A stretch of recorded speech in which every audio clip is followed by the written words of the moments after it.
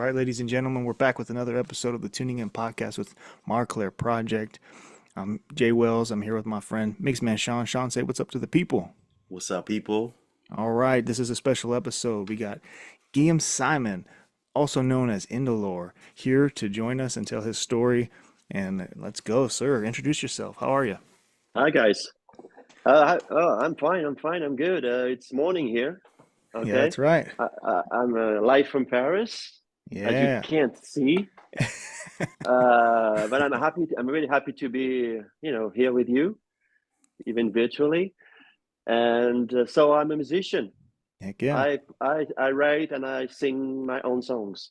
Heck yeah. That's That's awesome. what I do mainly. Yeah, and you do it Man, very yeah, well. And really, that's Thank really you. well. yeah, we're Thank you all very we're much. fans over here, and we're hoping that our friends and our family and our followers and anybody that's joining in on the conversation gets a chance to check that out as well, man. So Thank you. what's it like? What's going on over in Paris right now? How's it? It's been oh pretty well. I mean, it's been raining for like 7 months in a row. So, Wow, you it's No know, almost way. time. we It's still, almost time to stop, then, isn't it? yeah, we've been waiting for spring, still.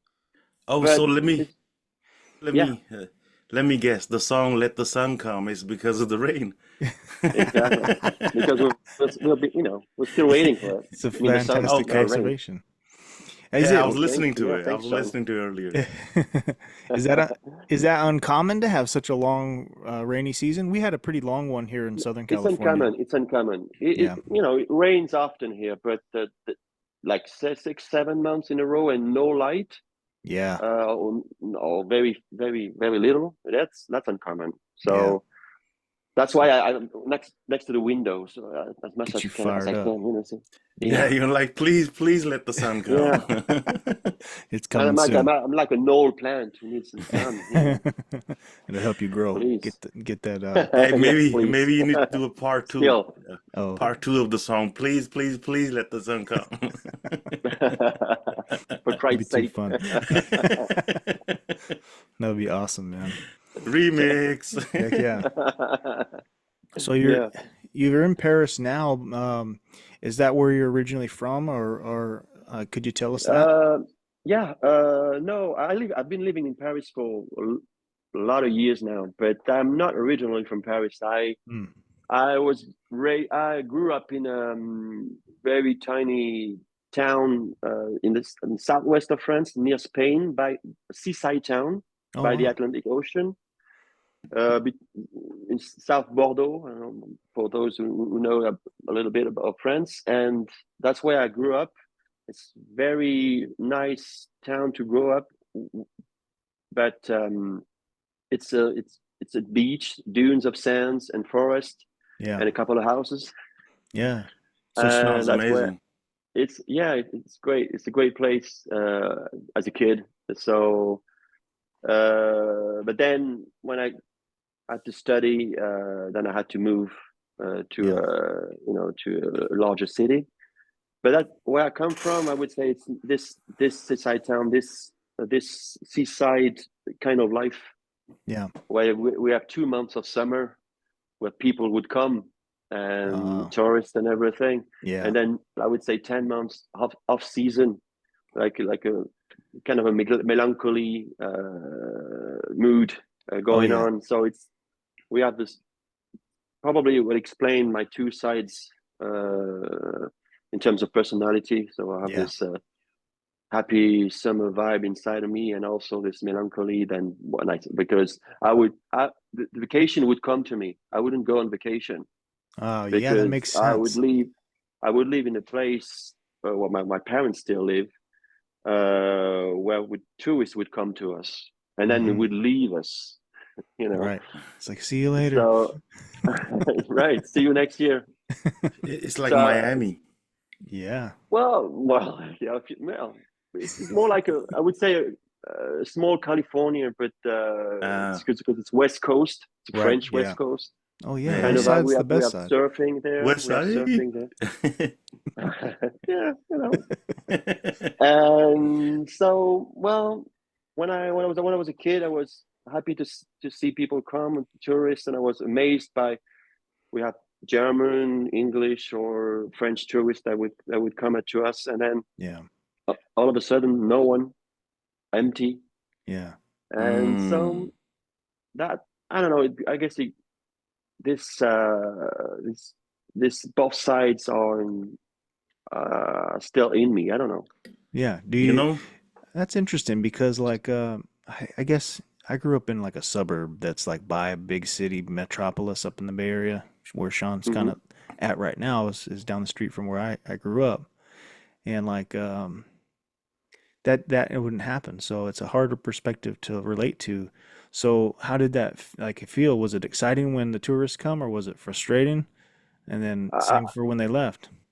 I would compare this to the sea tide. It Mm, goes up, and then the sea is there, the tourists are there, the animation, the bars are open, the restaurants are open, so yeah. there's a lot of life.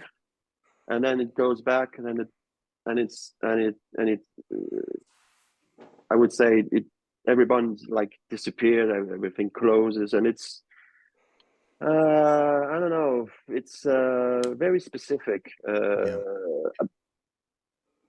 I don't know if I regret it, but it made me. It made Yeah. me in a sense. You know, I was gonna That makes say sense. a lot of your music sounds like it's from the exact place you described. Really? Sometimes Okay. when I put on some of your songs, I can hear the the beach and Okay. the overall See, vibe. You okay, I know? see. You see, you can't escape where you're from. There's no way, Yeah. because where it's.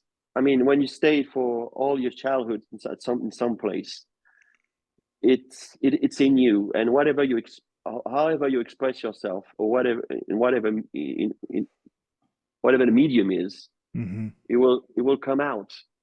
I think it Yeah. will come, and you don't see that really properly yourself. You can't see that, but you see that, Sean. You just told me Yeah, this. we see it. We like So you hear it. So, and I'm glad, because I'm not aware of this, but I understand why it's there and why it will always be. You Yeah. know.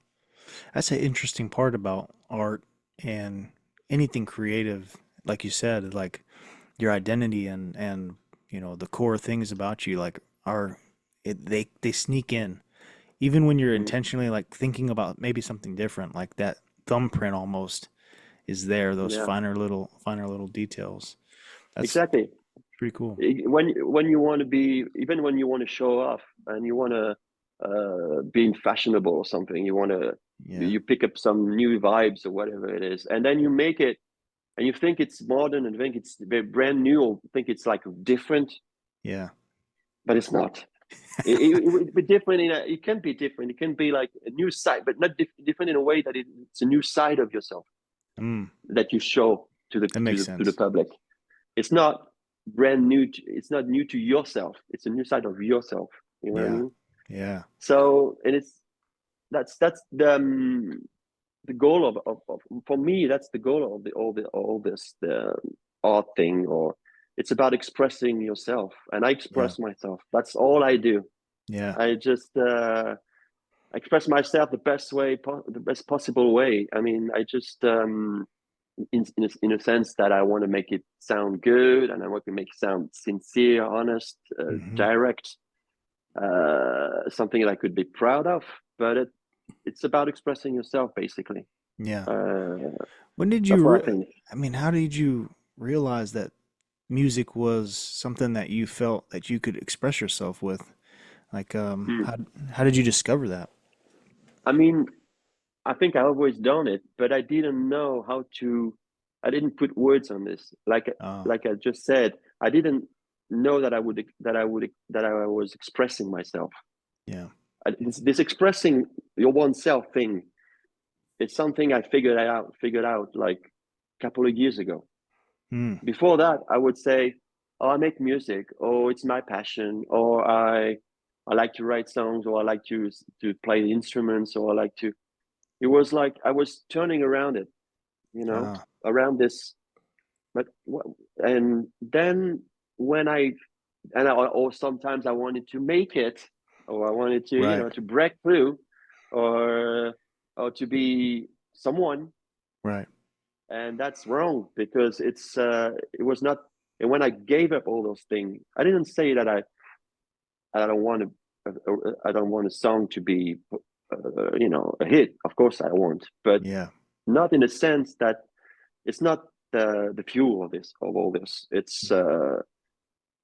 I understood that it's just about me expressing myself, and when I understood that, the pressure went off a little bit.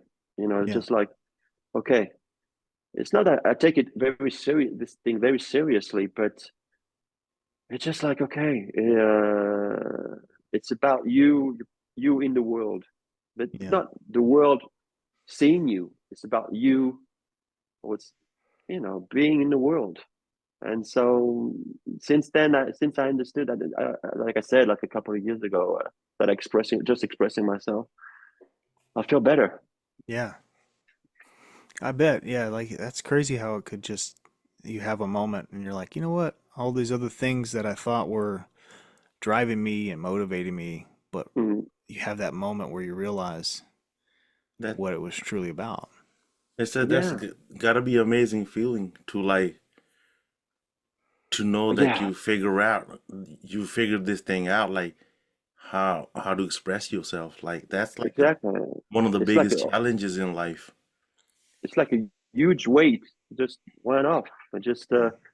because you have when you grow up, you have your surroundings, you have your family where you have Hmm. to exist. Yeah. You have to to be like that, to to to be uh, you have this pressure, I would say, with your friends also. So you Yeah. have to fit in. You have to you want to be noticed at some Yeah. point. I want to be accepted or whatever it is. And then you have professional uh, job thing, and you have to job interview, then job itself, Yeah. then when you're a musician on stage and off stage, uh, you have to look great, you look enthusiastic, you look sound um, powerful, successful, Yeah. etc., etc. That's a lot of pressure, and it, what ironically, I mean, it's not ironic, but when you are just you realize that you just have to be you. I don't say that all of this disappears all of a sudden. Just like Right. it gives you a track, it gives you the way. It's Yeah. just it's you're not all over the place anymore. It's Yeah. just that's what I think, and in the end, you I mean, you sound better. You're more. I guess you're more interesting. Hmm. I guess Yeah. That to makes people. sense. It's authentic and I think so. yeah, you can just be yourself and it's not like the Well, it pressure's works. always there, right? The pressure's always there, but it feels different. Yeah, it's always there, but you have a way. You know, you say, okay, that's my way. I Hmm. express myself. Oh, I don't want this. That's what You, it's about. No yeah. matter what you do, it's like your stamp, like Mm, like your stamp on the product you create has your stamp on it.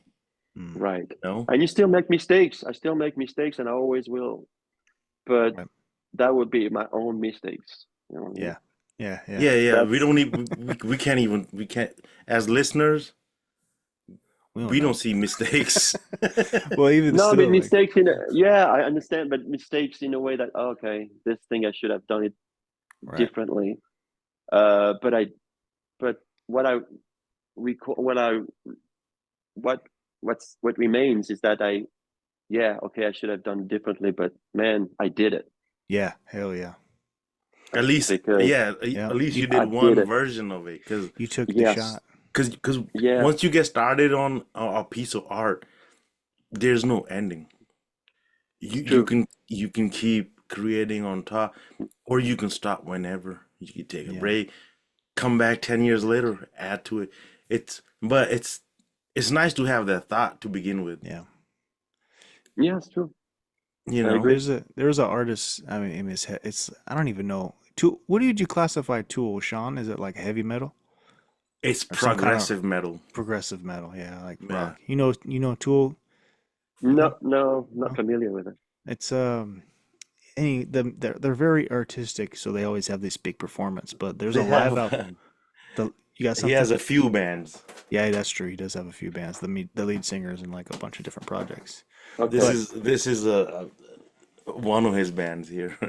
oh yeah, Well, very unusual guy, very unusual group. But they had this very popular song, and then they went and recorded a live album, and they didn't tell anybody or nothing like that. But they just during the performance was he opens it up. He's like, "Oh, we're gonna play you one of our songs, but we looking at it from a different light," as he mhm, said. And I remember that song. it was actually interesting because I look back at that now. I've been a fan of this music for 20 plus years. And I look back at that now and I see how their music changed around that time frame from what it was like 90s kind of rough, edgy, like grungy sound to this mhm.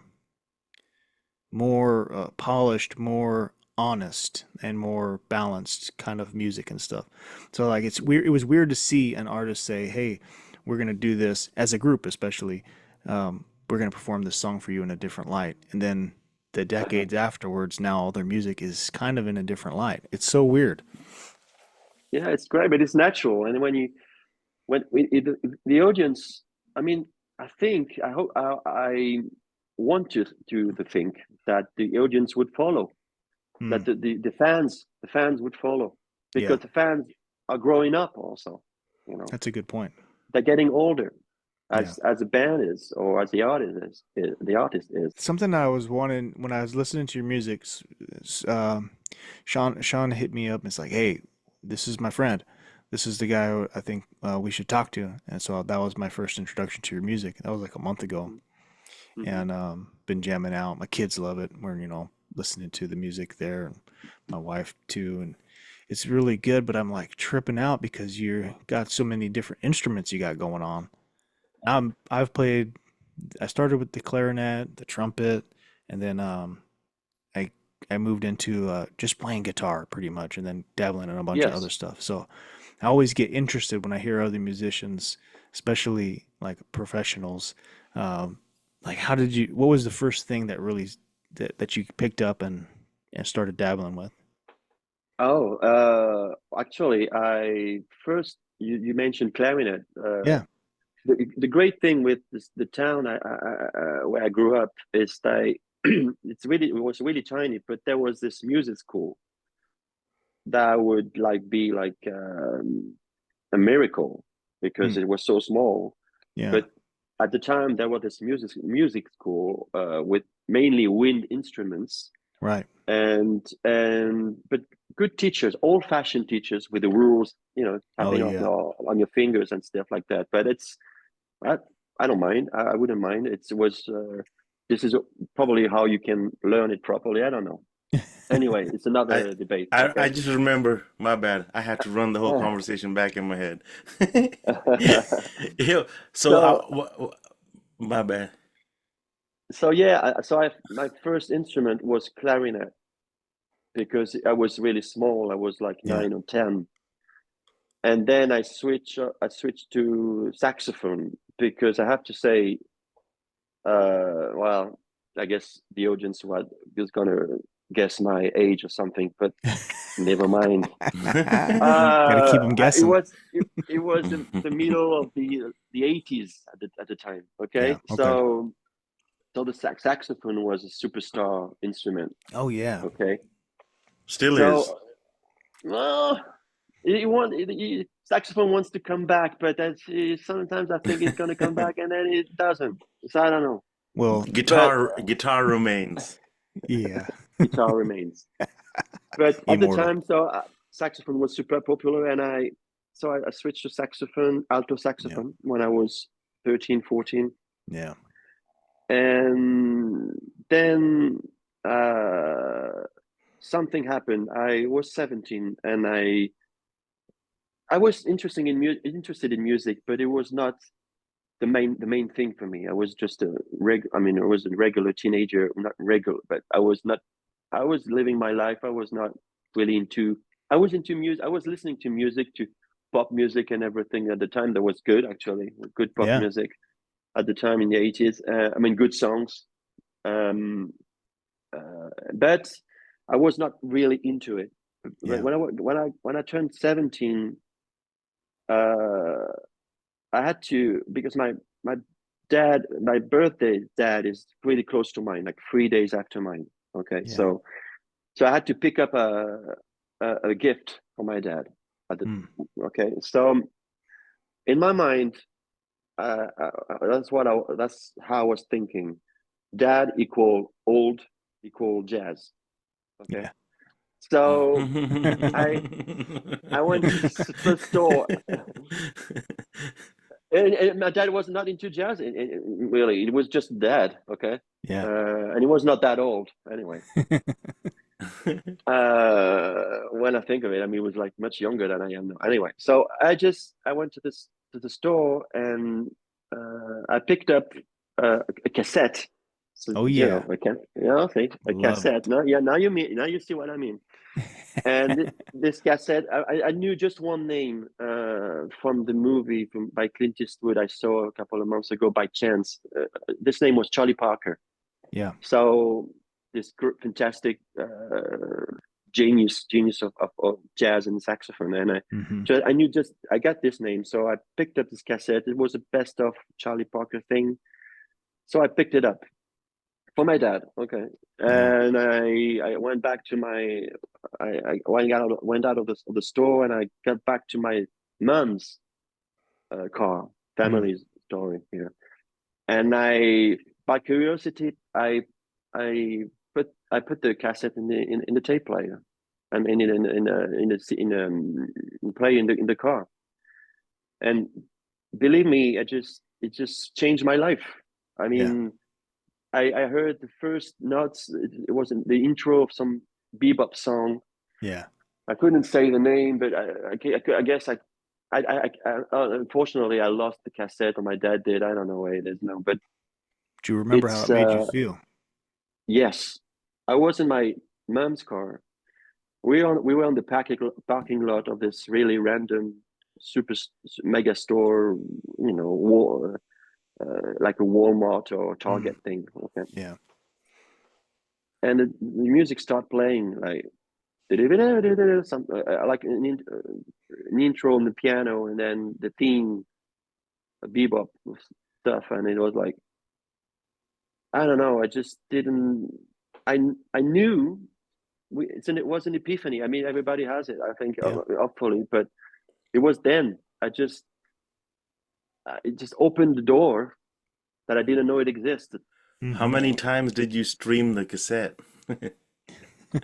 Oh, I don't know, just a lot, believe me. But in my mom's car, in my dad's car, I don't know if my dad really got the tape actually, or I kept, That's what I or was thinking. I kept it. I don't know what happened, but it just since Got you back from into the it, huh? start, yeah, from the Hey, start, back in from the this days, point, those cassettes were gold.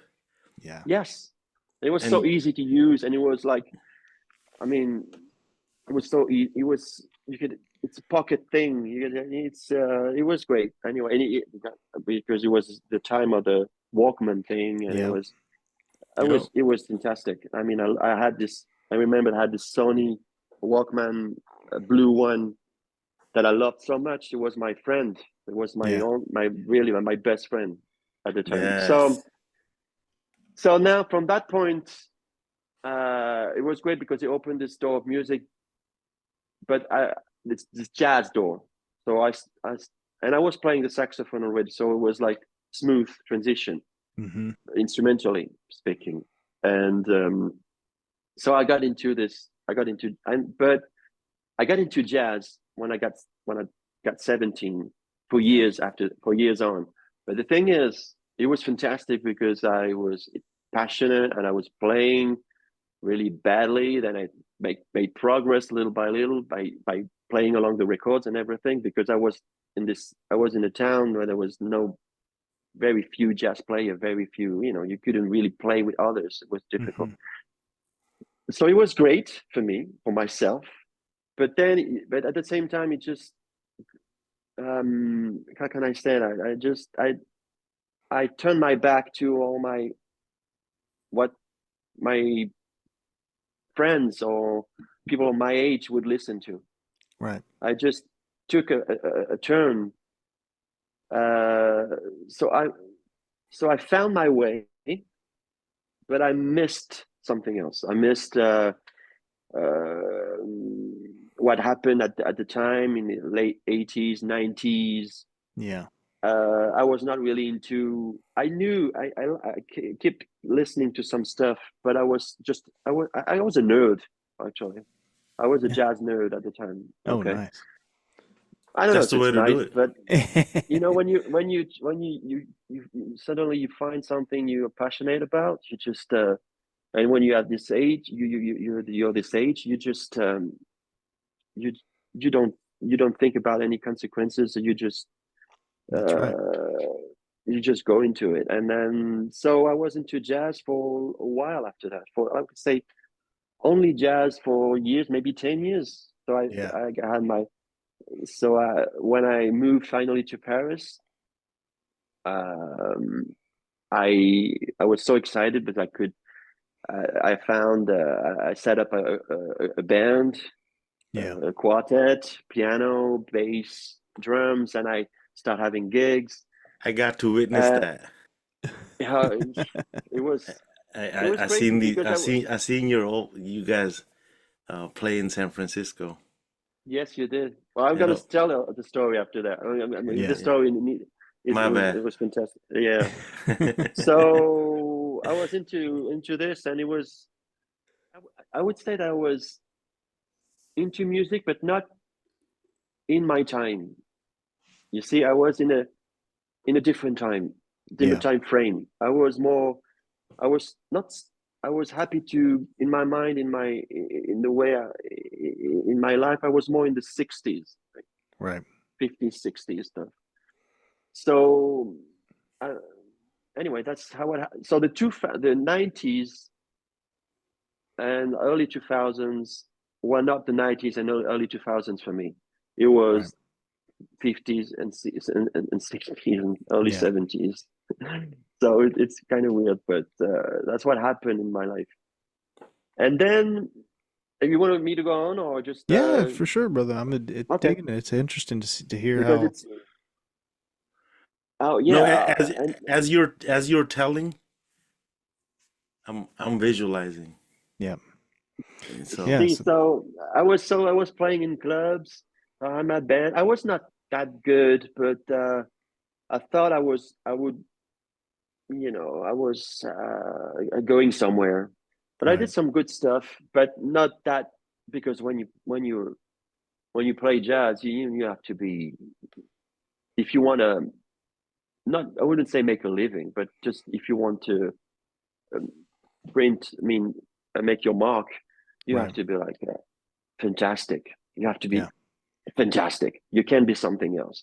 Hmm. That you have to be uh, a fantastic player, fantastic composer. You can't cheat. You can't Yeah. cheat with jazz or classical music. There's no fucking way. You No just way. no. You can't. You can't pretend anything. Yeah. You can't pretend anything. So that's a good school, but it was in a hard school because I remember I used to go to jam sessions Hmm. in Paris in good Paris in great clubs and jam session. I mean, it's the it's tough, man, Yeah. because you think that you know your tune, you know the chords and everything, and then because you're young and proud, you go up on stage and say, "Hey, man, I want to play with you." Those guys are fantastic Yeah. players. Sometimes I mean, I played with I don't know Richard Bona, for example, who played with Pat Metheny later on. I mean, those guys was like top of the hill, and so I remember I would show up and I would say I want to play Impressions by Coltrane or something, Yeah. or a standard that I would know, but not so well. And those guys that would change the key, and that would speed up the tune, and I would be like totally humiliated or lost, Mm. or but that's the game. And sometimes I would make I would succeed in playing some good solos, but most of the time I would be like, okay, I'm just I would be flushed out, Yeah. of this of the stage, but I would keep going, and then so then I had my own band in parallel, so Yeah. it lasted for years like that, and I also had a job because I always had a day job, I would say a Right. job, so obviously, and You had to balance both. You had to balance both worlds. well, you have to. I mean, Yeah. you have to, and this is something I figured out also quite recently. Um, it's all about balance, as you said. Yes, Yeah. balance. When you express yourself, but you express yourself in um in a balanced way. Like you Yeah. are you. It's okay. Every Yeah. situation is okay as long as you do you you make the best art you can make, whatever your situation is. It doesn't matter anyway. Yeah. So then it lasted for years, like the jazz thing, and then I met a guy through another friend who was it was early 2000s, Mm. and this guy was making music in his room, like more computer, Yeah. and he was like a nerd, but not a jazz nerd. He liked jazz, but he was more a home studio nerd. Got you. Got you. It was the beginning of this era in the early Yeah. 2000. I know a couple of those guys. That's good. You have to know it because I would say 30 years ago you have to know someone who has a car. Right. Right. And 20 years ago, you had to know someone who was good at a home studio. Yeah. That's the. And then I met this Laurent was his name, and we met up, and I I would start playing the piano. I wouldn't Oh, play the cool. guitar at all. I didn't know how to play the guitar, and he So was playing a even little up bit to of that guitar. point, you hadn't picked up the guitar yet. So your No, jazz time was mostly I did saxophone. saxophone and Oh, some piano because to okay. compose. Wait, Got you. wait, wait. But and I picked up the guitar when I turned 30. Mm. I Go didn't. run it. Go back. When did you when did you start singing though? Oh, Oh, it's much later, even later. No. Man, okay, we'll get there, Okay. Sean. I think we're Oh gonna. I think Sean, we're gonna get there. I no, since I mean, I haven't at the time, at this point of the story, I haven't stopped Yeah. singing at all. I just, wow. I didn't know, I because I would. considered you a singer first and then a guitarist, and I didn't even know about the piano and the clarinet and the Yeah, but jazz. no, you see, some That's people, awesome. I'm going to say it like this. Some people uh take the elevator, Mm-hmm. and they go Mm. straight up there. I took the Yeah. stairs, man. I Yeah. took the stairs. Yeah. I didn't want to take the stairs. I just took the stairs. I just, it just Every step happened in my life. matters. Every step matters. Oh, The yes. wisdom of Sean. Every step of that Every stair. step matters. Wow, Yeah. that's okay. That's My dope. Yeah. bad to interrupt. So Let's what go. happened? So I turned 30, and I met this guy, was in his room. So I went to his place, and we didn't know what to do. So he had this loop uh, thing, and he had this, so he was good at software, music software and everything. He was really good. And he had this keyboard, and I started, playing chords, and then it was like a second door. Mm. The second door opened there, because I realized that I could uh, write songs. Yeah. Because before that I would write. instrumental jazz theme and jazz, which is composing, but I didn't know how that I could write a proper song. So, uh, and we started doing this, and very after that, very soon we met. He knew a girl, and I couldn't sing. I didn't want to sing. I was so far away from singing. I was. That's It was crazy.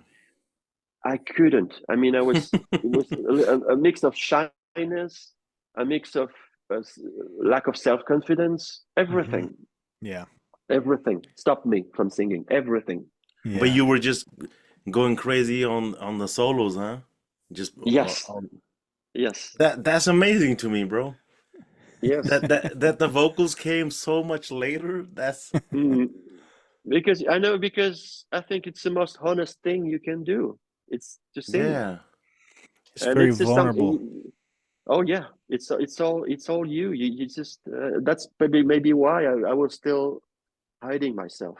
So, but anyway, so I guess I managed to reveal myself step by step, as you said. Little by Mm, little, doors after amazing. door, Yeah. and so we start writing song. I mean, recording music for vocals. I would say more than songs.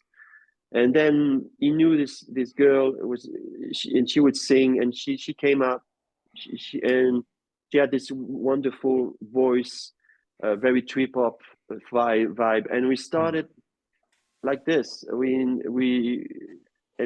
made a couple of songs. It was, and I don't know what happened. It just went so fast. Yeah. We recorded, I would say, 2 3 songs. We burned it on CDs. At the time it was all about burning CDs. Oh yeah. You Yeah. remember that? The story is uh, evolving through time here, with all the yes. equipment as well. Yeah, Walkman. Yeah. What I say, cassette, Walkman, Hmm. Yeah. CDs, burning Home CDs. Okay, studios. home studios. Love it. And so yeah, so and I just sent those CDs to some labels, or to venues in London, because we would sing. The first songs were in English, Right. and the first song I wrote, and the first song we recorded was called Ashbury, and Mm. that would lead me to Hey, this story, Nashbury, San Francisco. how we met Shawn. Yeah. Yeah. So yes, it was about this. It was about the Ashbury Street, right? Man, So you know what's crazy, bro? Homeboy Joe Rogan used to live there. oh wow, well, you see, Random. Anyways, well, my it all bad. makes sense. And so yeah, so we recorded songs. I burned the city. I sent CDs to some places, and one venue from London replied. Mm. Got an email from those. It's crazy, and said, "Oh, we like the songs. Can you open for this artist like 2 weeks from now?" Dang. And we never played live. I played live as a saxophonist, but I never played live because I was a keyboard player now. Yeah. The my friend Laurent, he didn't, yeah, I hadn't played live ever, and the singer either. So it was Dang. like, and So you're we and all the all venue kind of said, green in a lot of ways. wait, wait for it, and the venue Yeah. said, okay, you're gonna open for this artist called Sia. See Okay, ya. Sia, yes. But at the time she was releasing her first album, Yeah. a great, it's called Color the Small One, Hmm. and she was singing with this very popular trip hop band at the time called 07. Okay. And Sia was not the great, the fantastic star she became, but she Right. was she was someone she was quite popular Yeah. She was still on her way up, right? already then. So okay, we never played live before. We have 2 3 songs, Yeah. and okay, in 2 weeks we're opening for Sia in London. Mm. All right, so but I like, you know what, I like that. I always did, even though I was not ready, and I'm still not, I guess. I still, it's all about saying yes, man. It's all Yeah. about saying yes and figure it out, and it is how to do it. That takes courage It's, though. It I don't does. know, or I think it's courage or, I mean, craziness. Yeah, man, a little bit of madness. All madness. Oh, yes. So I said, yes, let's do it because we can't miss this. And so we tried to rehearse. The singer was so afraid, so scared. I was too. Everybody, we were all the three of us were so scared to death. And so we took the train, the Eurostar, and then we ended up in London with carrying up the gear, and we managed. We got to the venue, and we just did the sound check, and we were just shaking, and Mm. but we were there once again. We met Sia. We met Sia in the corridors. She was just this woman is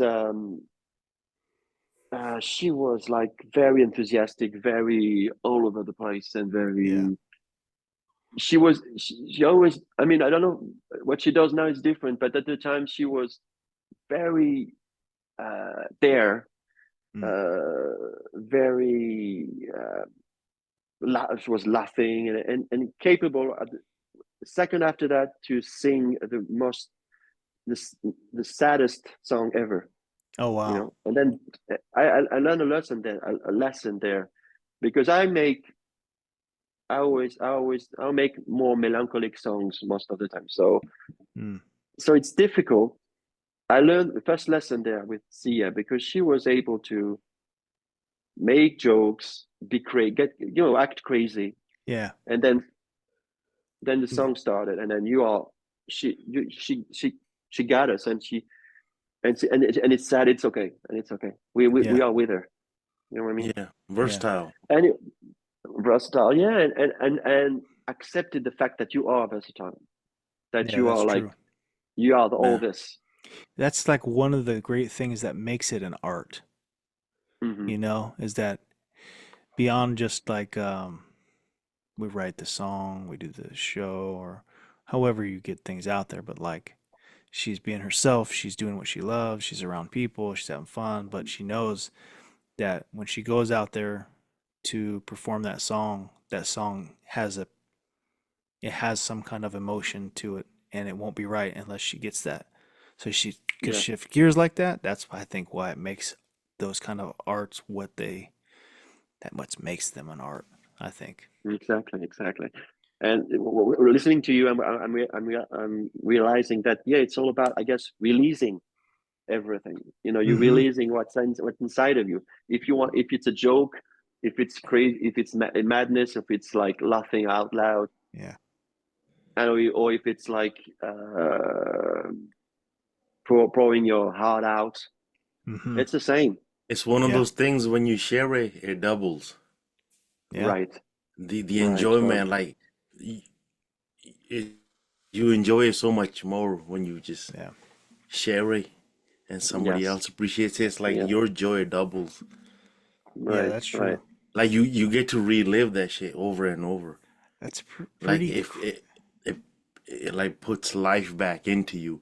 Like it's a release, but it's also a refill. Hmm. Like It's you true. It's release it, but true. then it puts you in a place where like you're able to do another one of these.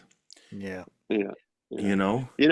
Yeah, yeah. You're right. I agree. And you know what? Fast forward. I last summer I played a small gig in my hometown, Yeah. on the beach, because my brother is a musician, and he set up a concert with his band, and I played. I opened, and as an acoustic, just me and my acoustic guitar Mm-hmm. in front of my parents, my former teachers, Yeah. my friends. Terrible. It's like you are you. It's like Scariest was it the scariest It's audience like you're ever? 14 again. It's like you're Uh, 14 again, and you got on the bus. You know what I mean? oh You no. got on the bus to school. It's the same thing. No way, that So feeling never goes away, huh? never, never. You know what? It never goes away, especially for those who were not the popular guys. We're not Oh the yeah. the I would as American the beauty queen or the quarterback stuff. You know what Oh I yeah, mean? yeah, yeah. I'm It's like tracking. the average, and it never goes away. And I was there standing with my guitar, and those guys they were drinking, was on the beach, and everybody. It was summer, and I was like, oh my god, what am I gonna do? And uh, maybe I have one song they can sing along. Okay, I'm gonna play this one. Oh my god, my history teacher is there. Oh my god, it was like Remember I that was like time I failed naked. her? I I was failed like her assignment. naked. Oh, It was like it was naked? Yeah. terrible experience. And my brother, who wants to do good, but he said, "Hey, here's Indolore, my brother. He made a lot. He had lost so many streams on Spotify. Oh my god, why did you do that?" And he threw me under the bus. Oh my You goodness. know what I mean? So Hyped you okay, up. so what I said I have two options. Yeah. I was incredibly scared, and it was terrible. So I would have two options: whether I hide it, so I don't say anything, and I start playing as well as possible, Yeah. or I confess. Yeah. So I decided to say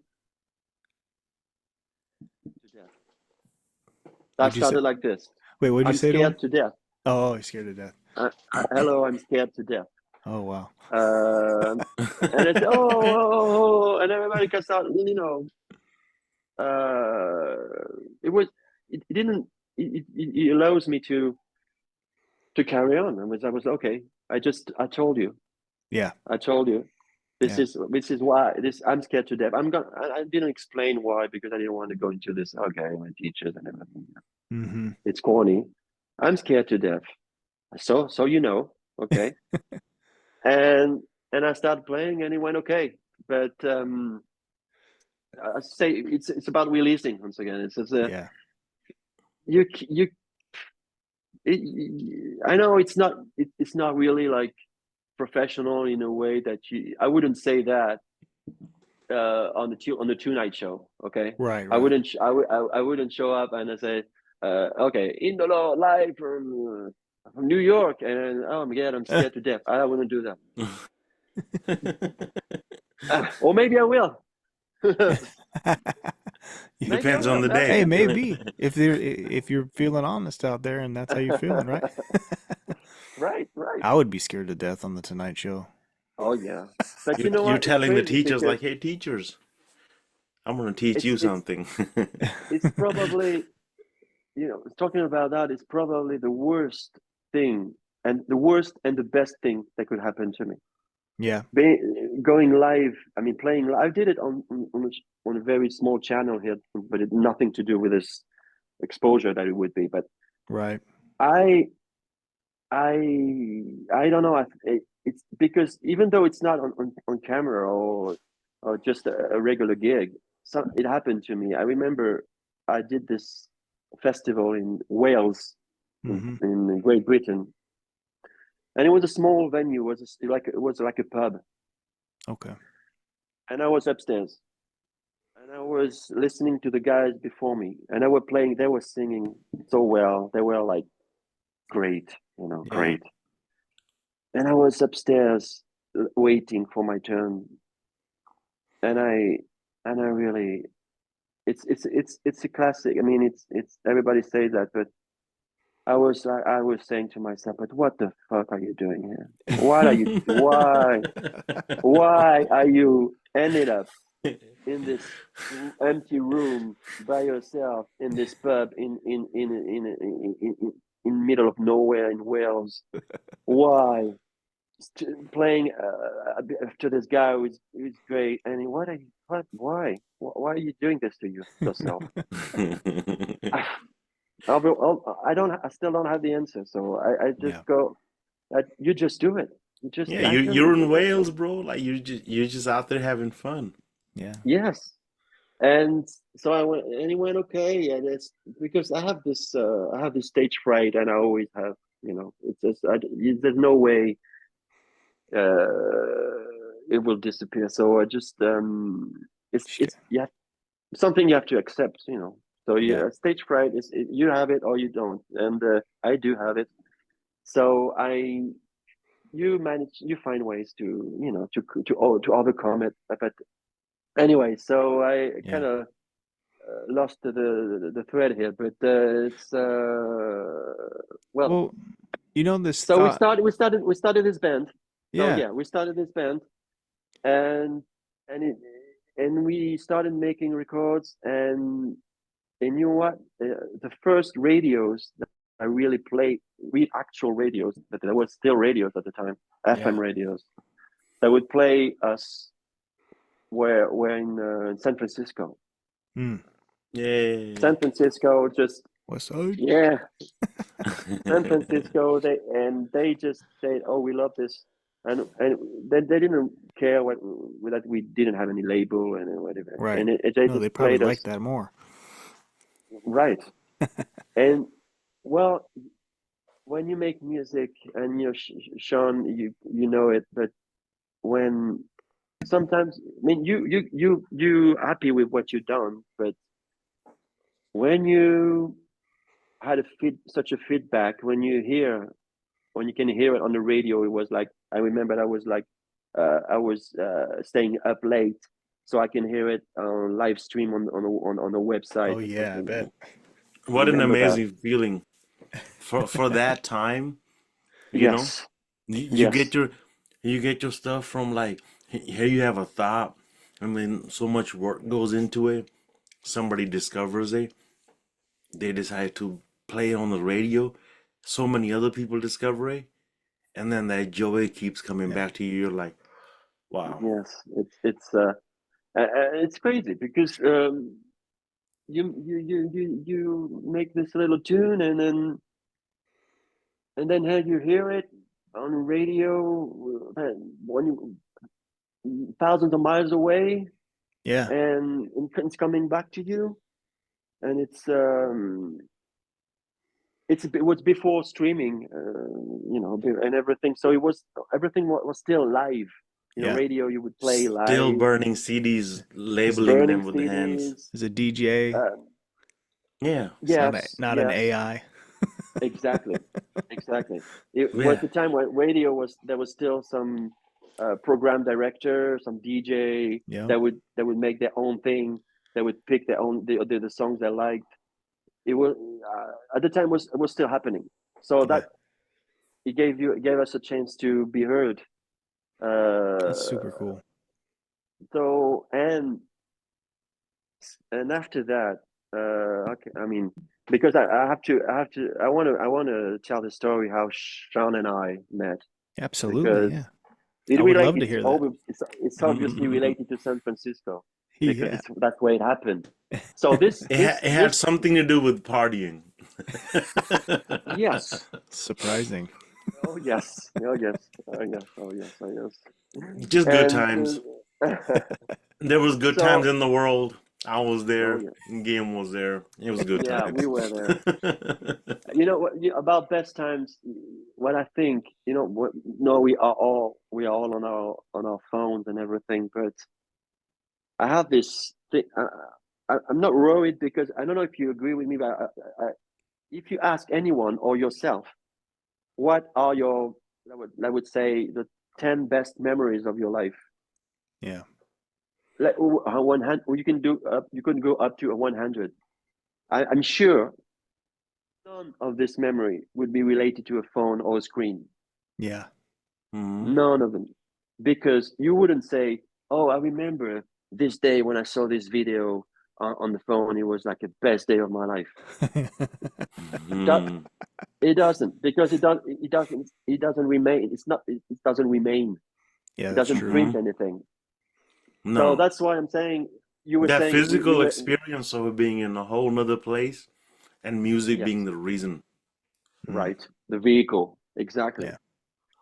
And that's why I was, bouncing on what you just said about we were there. Yeah. I That's was there. oh yeah, I was the we, witness. we were we you were up there, and I was too. So anyway, this So what radio, happened?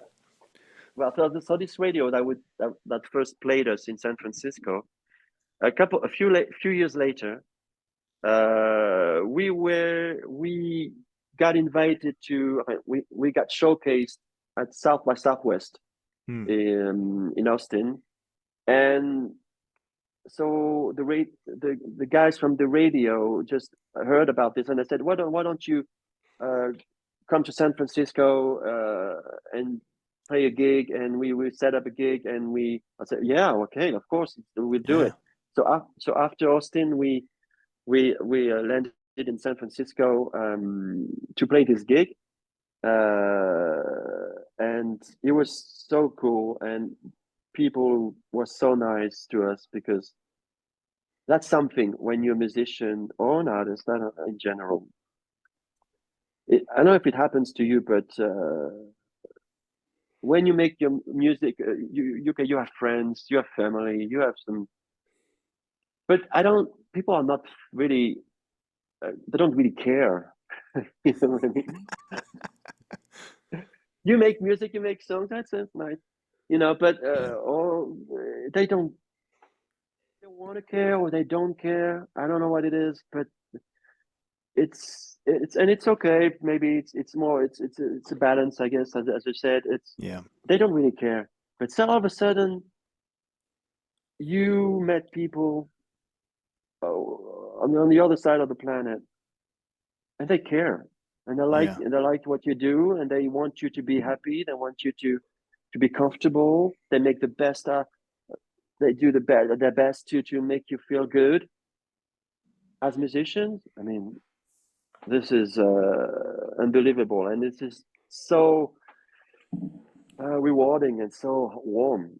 That's Yeah. what happened in San Francisco, and so we did this gig. I don't know if you remember, Sean, the place. I don't remember, but I think this place doesn't exist anymore. But it's the let me check. The radio station. No, the radio station doesn't exist. That for sure. Yeah, But yeah. It the was venue, below zero radio. Below Zero Radio. Thank you very Yeah. much. Mm. And the venue was what was the name of the venue? I don't Oh, I remember don't the remember. venue. Anyway, uh, so we played this gig, and there was a lot of people Oh, it was inviting, and great. The vibe was amazing, bro. That was was a really good. great. It was a great night. It Like, was a great night, a great holy night. shit, the music was amazing. These guys were just rocking out, bro. Like, for me, it was crazy because like I'm an immigrant, in America, Mm, and mm. I'm in San Francisco. Here comes like a French band, and they're just fucking rocking out, and I'm just in there. You know what I mean? Because I'm friends with the radio Yeah, guys. Yeah. Shout out to yes, Steven and yes. Mason and Sarika. Yeah, Mason. Yeah, Mason did a lot of a great job. Yeah, thank you, Mason, if you listens. Yeah, bro, Uh, holy shit. yeah, Let me share this one memory. Like I think it was yes. your drummer or your bassist. He had this little fanny pack, bro. Cause I'm just like I'm young and I'm just enjoying the vibes. It's like San Francisco summertime and the fucking music's amazing. And these guys are like they're touring, you know what I mean? They're just fucking out here. And I love music. I don't care where it comes from Mm, as long as it speaks to me. Yeah. Language doesn't matter too mm-hmm, much. I don't care if I understand it, as long as I feel it. Like so, for me, that part was amazing. But after the show was like an hour. The show was over, and then I got to hang out with them. I was like, yeah. fucking, what a fucking awesome bunch of people, bro. Bro, the Oh yeah, it drummer was or whatever, like, bro, drummer Benja. Banja, dude, bro, he had a little fanny pack. Bro, this was such a French thing. He pulled out like some tobacco and rolled Yes, a little yeah. personal cigarette. And just I thought he was rolling a joint, but and it was like Oh, he it could was have. Yeah. but it was a cigarette. It was just He might tobacco. have. I was Could have like, been that oh, cig of weed. it- no, it was like I was like, damn, bro, that's really nice. This is it's dope. Like that roll your own tobacco. Like it was really French. I was like, I had never seen that before. I was like, you're pretty awesome, dude. Okay. Like, you know. Oh, ben, I love Benja. Benja is still a friend and is I know, Hey, I love him yeah, so dude. much. Hey, tell him I said what's up, and I still remember him, and then he's a badass dude. You Yeah, know, okay. and I and your will. whole band. I mean, I know you went through a whole name change after that, and then you like moved into a whole nother chapter. Yeah. But But you guys the left a band, really good memory. Like I had yeah. so much fun just The band hanging was out. called Shine, by the way. The band was called Shine, Shine. shine, That's yeah, there. yeah, And well, I mean, it was such a great night, and we were still in this. We were living a dream. We were living a dream. Yeah. Honestly, we were. I was, not for sure. I was living a dream. We were in Austin, Texas, and then we ended up in San Francisco, and we met you, and we had a great time, and we had this party afterwards. Because you know what I like about music, it's okay. It's making it, recording it. I mean, Yeah. writing it, recording it. I do love this because I have this feeling that I express myself and I like control what I'm saying. Mm-hmm. Um, Stage, it's an obstacle I have to overcome. You know, I have Right. to because I'm pretty nervous. So, but I know I have to do it, and I know it. I take now. It's getting. I'm taking pleasure out of it Yeah. now. But it took me a while. But what man. I like, what I always liked, is after show. Yeah. When you're off stage and you think you did a pretty good job, and then you just like it's The pressure is off, Let it the and go. pressure's off. yeah, You are if you're surrounded by nice people, you just I wanna go wild, and I wanna be alive. I wanna leave my man. It's like a relief in a way. Yeah. It's like a big great relief, I remember that night. And we spent 2 nights in a row together because we had this. I think we yeah, we stayed for 2 days, yeah. The and second day we went to some park. right, and I have pictures of that Yeah, after yeah. I show. think you I guys were still have shooting a pictures. little documentary or something, Well, or yeah, we behind the tried to. scene Yeah, we something. tried to, but we never managed to finish it. But we have Uh, pictures, and I think it's on Facebook. But I think you saw these pictures, right, from them, because you are on this picture. We are all oh shit, I haven't We have seen to them. find drinking. him. I Okay, so I send it to you. We're gonna hunt him So down. yeah, uh, so we were drinking vodka. We were like, you can see our enlightened, crazy faces, like shine, we have sun, instead of heads. We have it's like irradiating. Yeah. Anyway, San so Francisco's that's why cool, we huh? met. Isn't it one of Yeah, the and coolest places? San Francisco. yes, it is. It is. It is. I still miss it. I still miss it. Yeah, And that's why I was checking with you. I was like, bro, are you coming? yeah, Because you were on tour, you were in New I, York, so I was like, hey, if you are you coming to yes, West yeah, Coast? Because then I can come see you instead of yeah. I catching a want to come back. 6 hour flight to New York. I promise. I come back. I promise. I promise. Dude, if you come back, me and Josh will be there. Yeah, no doubt. Thanks. Thanks, guys. I'm gonna be Thanks. moonwalking to whatever the heck you make. And don't miss the after show. Okay, I Yeah. count on you for Yeah. on the after Hey, show. Okay. trust me, the show is on you. The after show is on me. Woo! Ooh, dang. You sold that one, That Sean. okay. Now that's worth it. Let's go. Book that flight. Let's go. Yes. Well, That's awesome. don't ask me twice. Yeah. Um. So yeah. So and the second night. So we met on the first night after the show, and then the second night we were invited to what's Friends of Mason. Oh my God, what's Sean? Do you remember the names? Steven? Stephen, yes. Steven Sarika? Sarika, Seven Man, Sarika, yes, of course. yeah, yeah, And yeah. you were, yeah, Sarika's and my you were dog. I love Sarika. Sarika. Yeah, you know what? Yeah, that's the story. Yeah. Because you kept telling me, my sister, or Yeah, she yeah. was telling me, is my brother. Mm. So Pretty, I'm coming from pretty France. So much. when Pretty somebody much. says, Yeah. it's my brother, S- your Yes, actual brother. Sarika's So like, yeah, yeah. you know, She's the glue. we don't say bro every Yeah. other sentence, Yeah. here. We do. So, They make it. so you know what I mean? So she Yep. said, he's my brother. Okay, so they're related, right? So okay. Like, Anyway, yeah, we got the same type of spirit. that's That's what you very meant. San Francisco. That's what you Yeah, meant at the time. like we So have we're the same having a good. heart. Like, yeah, I love Sarika. Let me just say that one more time. Yeah. Okay. I love. Yeah. We're still connected on Facebook and we're still following each other. So you see, connection Yeah, once again, they remain. So yeah. and then so yeah, so we had the second night in San Francisco with Shine.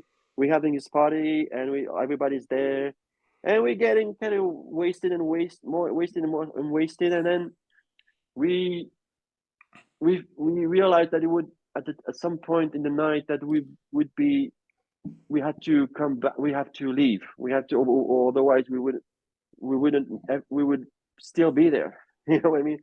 We we we, we Yeah. you know Not we not knowing when the party. Hey, when does this party end? Oh, we don't know.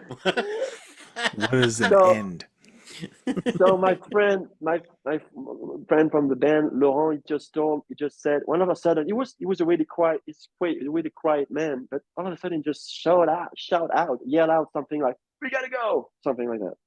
Okay, so we were we kind of walk up and then everybody was wasted. There was no way there was no Uber at the time, nothing. Yeah, Oh right. yeah, yeah. So Pre-Uber days. It's pre different. Uber days, so Walkman days, burning CD Yep. days, pre Uber Uber. days. Holy fuck. It's different eras. Well, now there's So we're in the middle smart of cars. we're somewhere in San Francisco. We have to come back to the hotel. We had a plane to catch the next morning. I don't know. So then we need someone, a saver. We needed someone to help us, putting ourselves together and find the taxi or something. I don't know what happens, but Sean was got what was this guy. Nice. Oh He shit. was I'm yeah. glad you remember that because I don't remember I that. do. I good because I remember that. so so you were in charge all of a sudden. Okay, guys, let me help you. Okay, so you helped us, carrying some stuff, and then get a taxi, and explain to the taxi driver where to go, and then and then there was this friend from Stephen maybe who just he wouldn't let us leave, so he would try to stop the taxi to Oh, that must be to Steven. Because right. yeah, So he don't like it we when would you stop leave. now, stop, don't go. So we could. So the taxi driver was like, "What the fuck is going on?" So and Sean said, "Okay, no, let him go," something like that. So man, I wouldn't say you saved us, but I you was kind of there. did. I was there. You were there. You were there. I was I like I don't remember every detail of that night.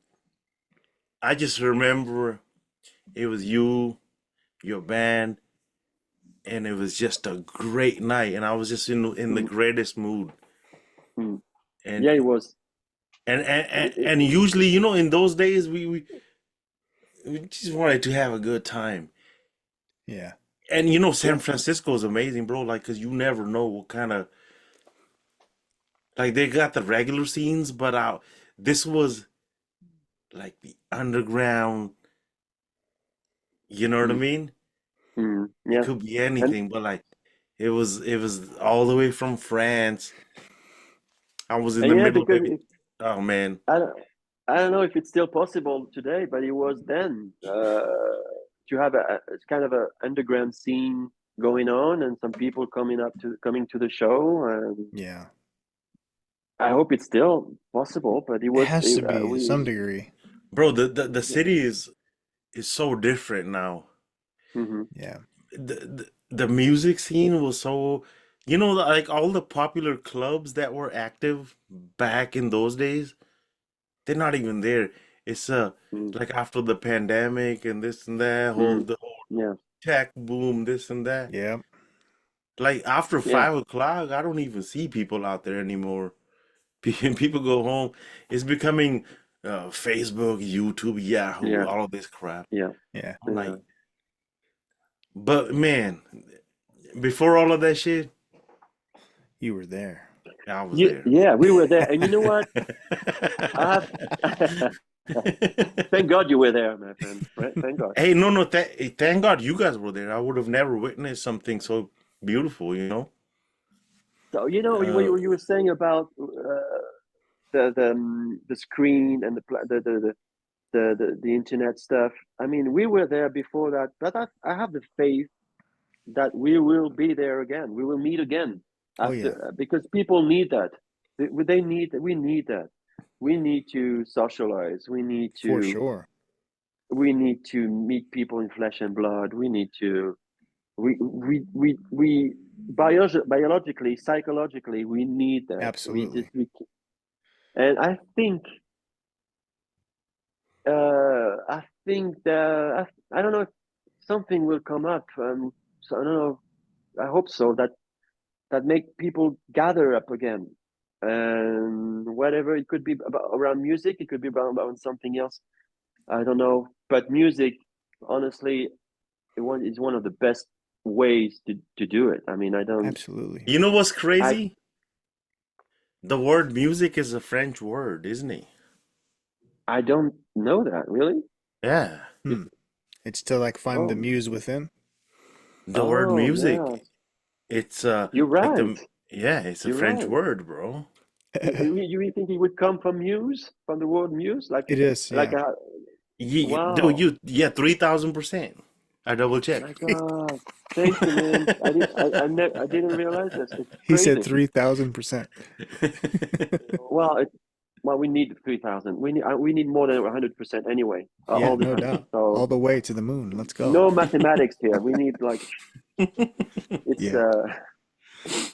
it's well No yeah, math, it's music. You're all right. You're physics. right. You're right. You're right. You're right. You're right.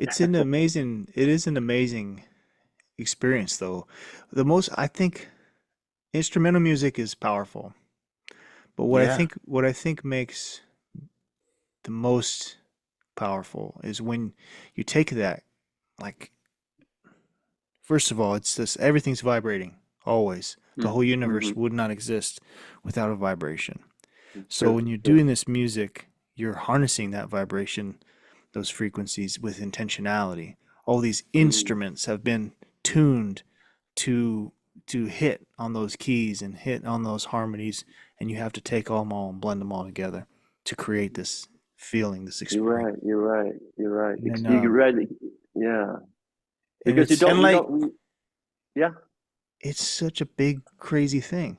I'm sorry, let me just throw that in there Yeah. before. I don't want to throw Oh, this grenade into the room with you great it's a thinkers with, and musicians. bro, your voice is like it's an instrument. Mm-hmm. Guitar is an instrument. Your voice is an instrument, but The words. the words. When you bring Mm. all of that together, because the word is the thought, right? Right. The sound can make you think Cause, something. cause you started with Mm-hmm. just the notes Yeah. and the feelings, and you're like, all Mm-hmm. right, I know the mood, Mm-hmm. Mm-hmm. Mm-hmm. but how can I describe it to somebody Right. with words?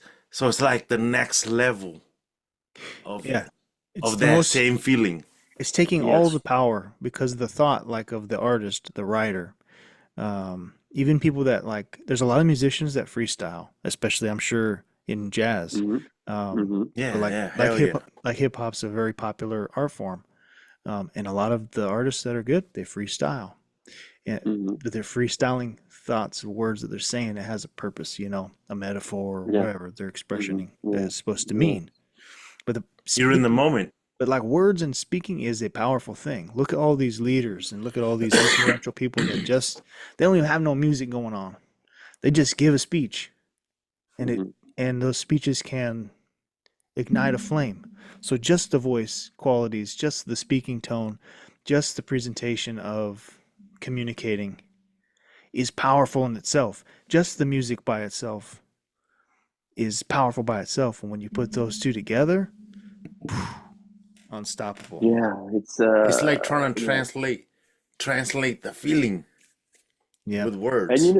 you know what? The magic with songs is that you could feel, you could understand what's going on even though you don't understand a word, Yes, because Hmm. it's a foreign language. that's correct. That's what It's I love about it too. That that's what I love it's about that. Yeah. yeah, It and doesn't you know what? matter if I don't understand the language. You understand, you understand it. You capture it in your own way. So this guy, I don't know, I sing a song, okay, and it's in French, for example. Sometimes I sing in French, and Excuse my French. Bonjour. yes, croissant, croissant, croissant, croissant, Croissant. croissant, croissant, something like that.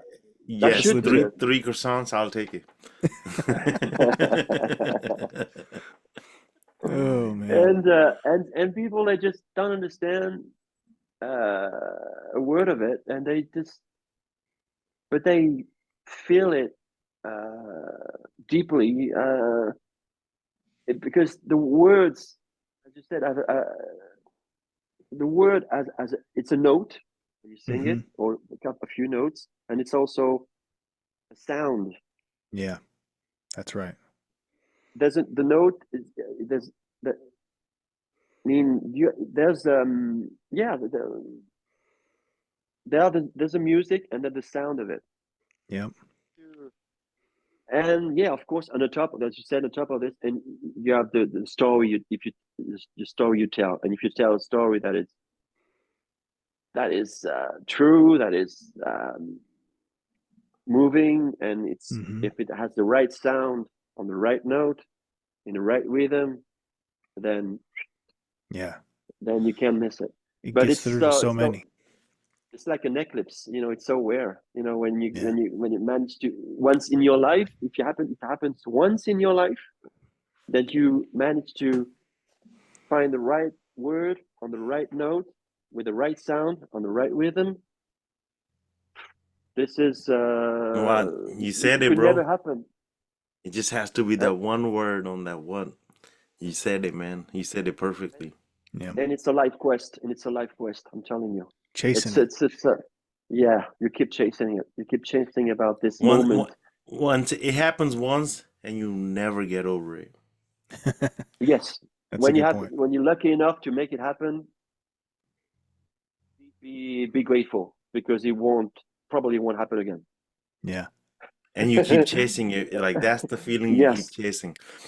Once you've seen yes. it, you're like, I But know there it are exists. but there are some like really rare people out there. I mean, obviously we know who they are because Hmm. they're the ones that were the most iconic, you know what I mean? Hmm. And Hmm. but they have a team around them. So you know it's not like not all but not all of them relied on that team. Like one of Yes. the musicians I've always thought was really interesting, the more I learned about him, was like Jimi Hendrix. Uh-huh. I was talking about like Electric Ladyland, the album, how he pretty much did every instrument in the recording Wow. except for I think the drumming.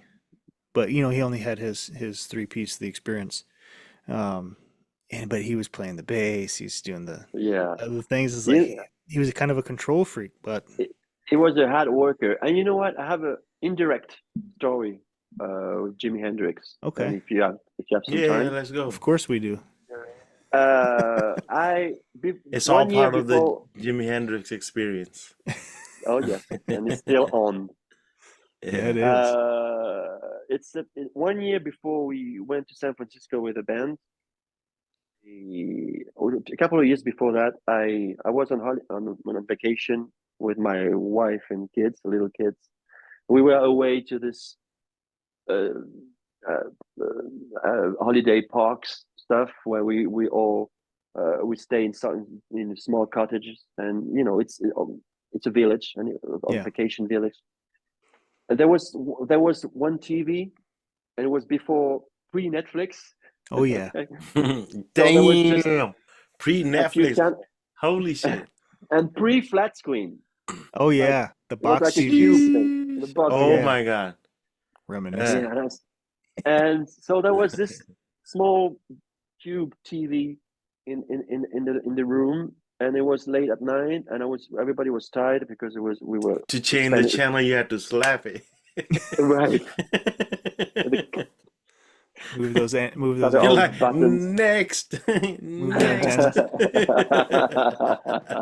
antennas. It's too funny. So everybody was asleep that night, and I was still awake, and I was I came across this documentary on a French channel, and it was about Glastonbury Fair, which is this great festival in England, Yeah. rock festival has been on for decades now, and it It's was about like Woodstock over. Glastonbury Fair. Yes, it was like the British Woodstock. Yeah. And the documentary was called Glastonbury Fair. It was about the very first edition of this festival Okay. in '71. Right. So I was like, "Oh God, this is great!" So I watched this, and the first act that they show on the documentary, the first act that opened the very first edition of Glastonbury Fair was this fantastic, incredible singer I never heard of before, playing with this fantastic band. This guy was smoking joints, playing like, and it was so groovy and so easy and so fun and so spectacular and so natural at the same time. Sheesh. And so it was before pre Shazam stuff. Okay, so I couldn't. Oh shit. So I Pre-Shazam. had to. So I watched all the old documentary, but I had to pick up the credits so I Yeah. could know the name of this guy. So Oh I could get yeah. the name of this guy. That You So had it to was be what was it's all dedicated. about. yeah. So it was still late at night. I was super tired. I was on holiday with the kids and everything, and it was the old documentary, which was great. I had no internet, and I had to wait for the credits at the end so I can Yeah. pick up the name. So I was very focused. Bam, and the name was Cherry Reed, and Cherry Reed Yeah. was I, and then I would say the third door opened. You Ah. remember the door, the jazz door, Yeah. then Mm-hmm. the song door, and then Cherry Reed. Different I can levels of this video game. I can't name it. Yeah, different stage, next stage, Man. and Cherry Reed. Okay, Cherry Reed, Cherry Reed. So I wrote it down. I swear to God, I would just okay. I want to work with this guy. Yeah. I want to make something. I want to make a record. I don't know if he's still alive. I don't know if he still sings because it was like Right. 71. Okay. Yeah. This documentary was from 71. So I didn't have a clue. So when I went back home, I up on the internet and I found this, first generation website. You remember the website with the blue links or Oh the yeah. purple, purple, it was like very dusty website. Um, First generation of pictures, random pictures, and a real. I remember it was real Yeah. media video, very low quality, Mm-hmm. and so I picked up an email and I wrote an email. I showed, but then before that, I wrote an email to this website and saying, okay, I'm Guillaume from this band Shine, and Right. we are French. I saw this documentary. We want to do something with you. For Basically, sure. that's. But and then before that I don't remember. I showed on YouTube because it's on YouTube Yeah. Glastonbury Fair. So Cherry Reed Glastonbury Fair. I really suggest people to to check it out Oh because yeah. it's it's I'll Alan put. White on the back. Well, I'll Alan find it. White on drums. I'll find it and I'll put It's it in the link oh to the show notes yes, so please. so And people can understand this part of the story more. so I showed this to the guys. So enthusiastic. Then they couldn't say what they knew watching me uh, showing showing them they couldn't say no, because I Right. was so excited, so into it. They said, okay, well, that's great, man. And Benja, with the drummer we were talking about earlier, with Mm. the Yep. rolling tobacco, and he was enthusiastic, and he was Best always drummer been ever. ever. And so he said, yeah, let's do it. And then, but so we made a demo.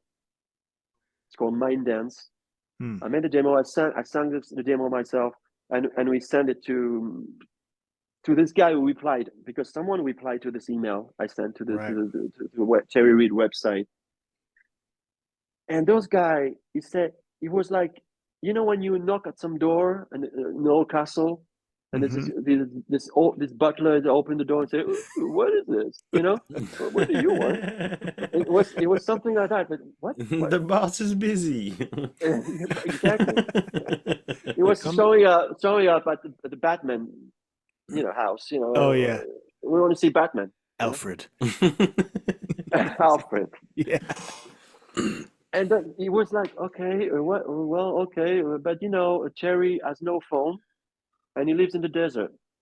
Okay, in America, somewhere. It started like this, and the more, and you know what? It got me He's even more hard to excited. find. Oh yeah. It got me even more excited. Okay, it's hard to Mm-hmm. find. You see that? Okay, so this guy was lived in England, so he said, okay, send me the demo, and I found a way to pass it to Cherry in CDs. Okay.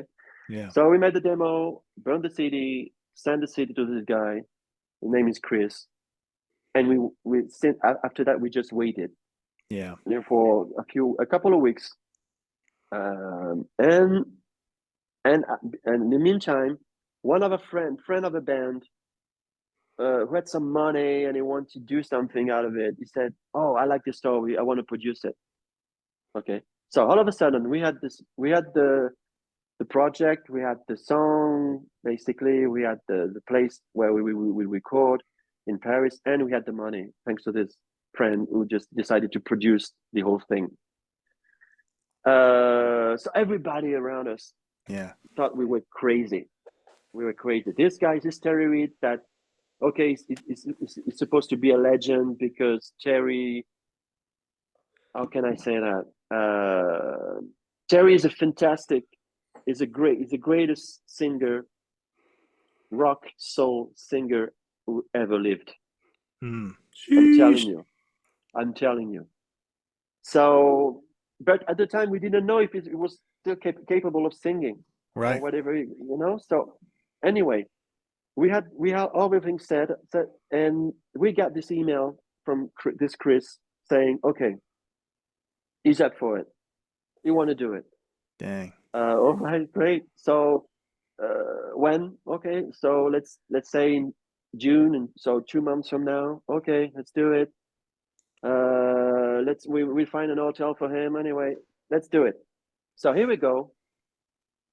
It started with this cubicle TV, in this middle of nowhere, middle of the night.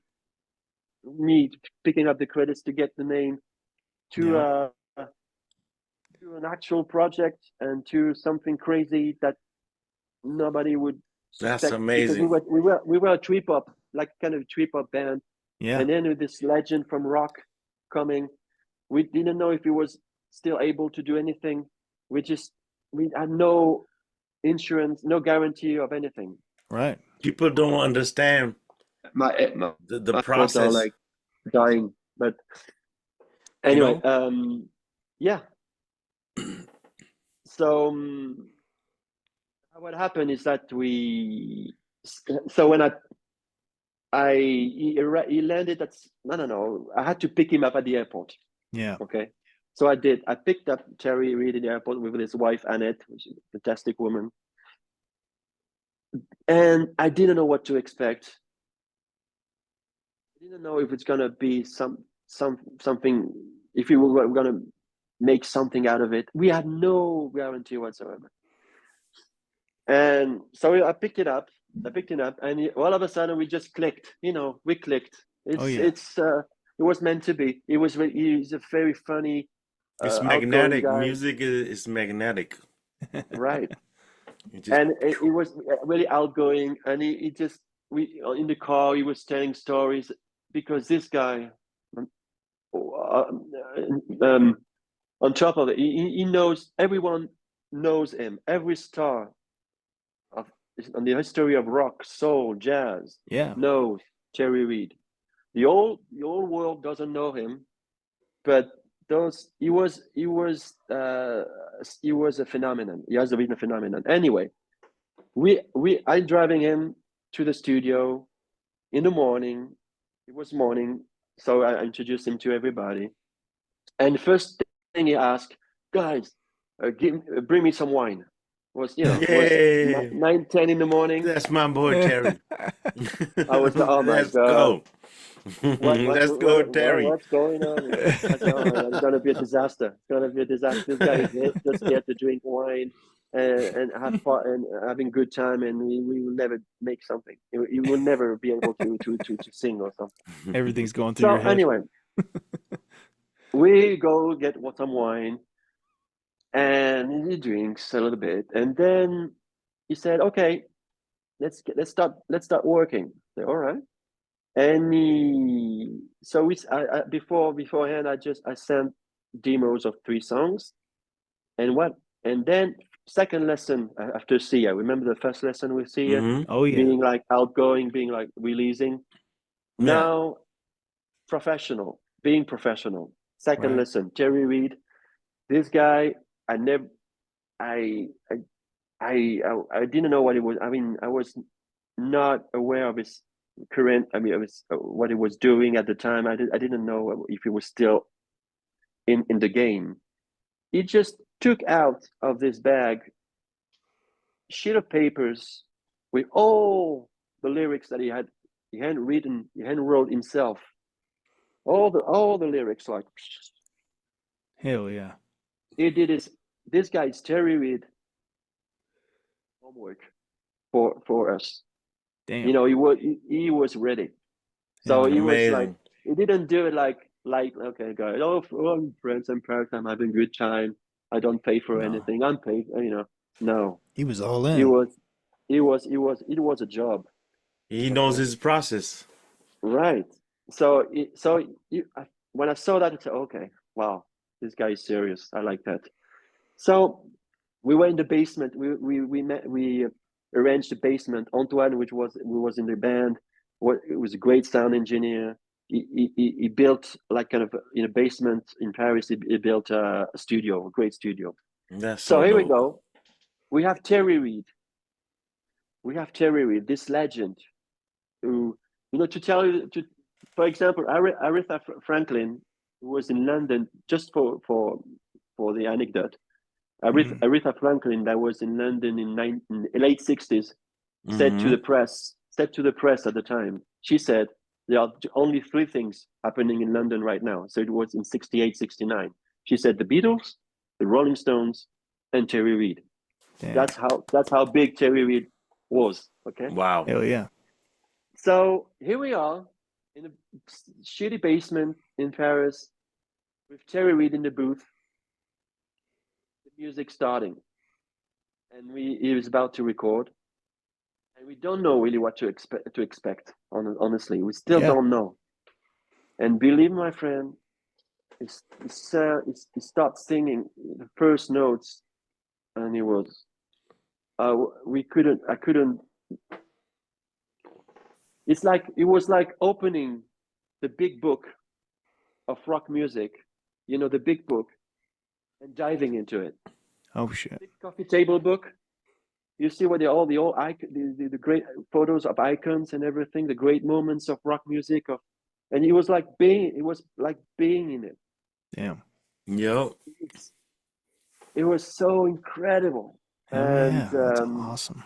we were here, Antoine and I,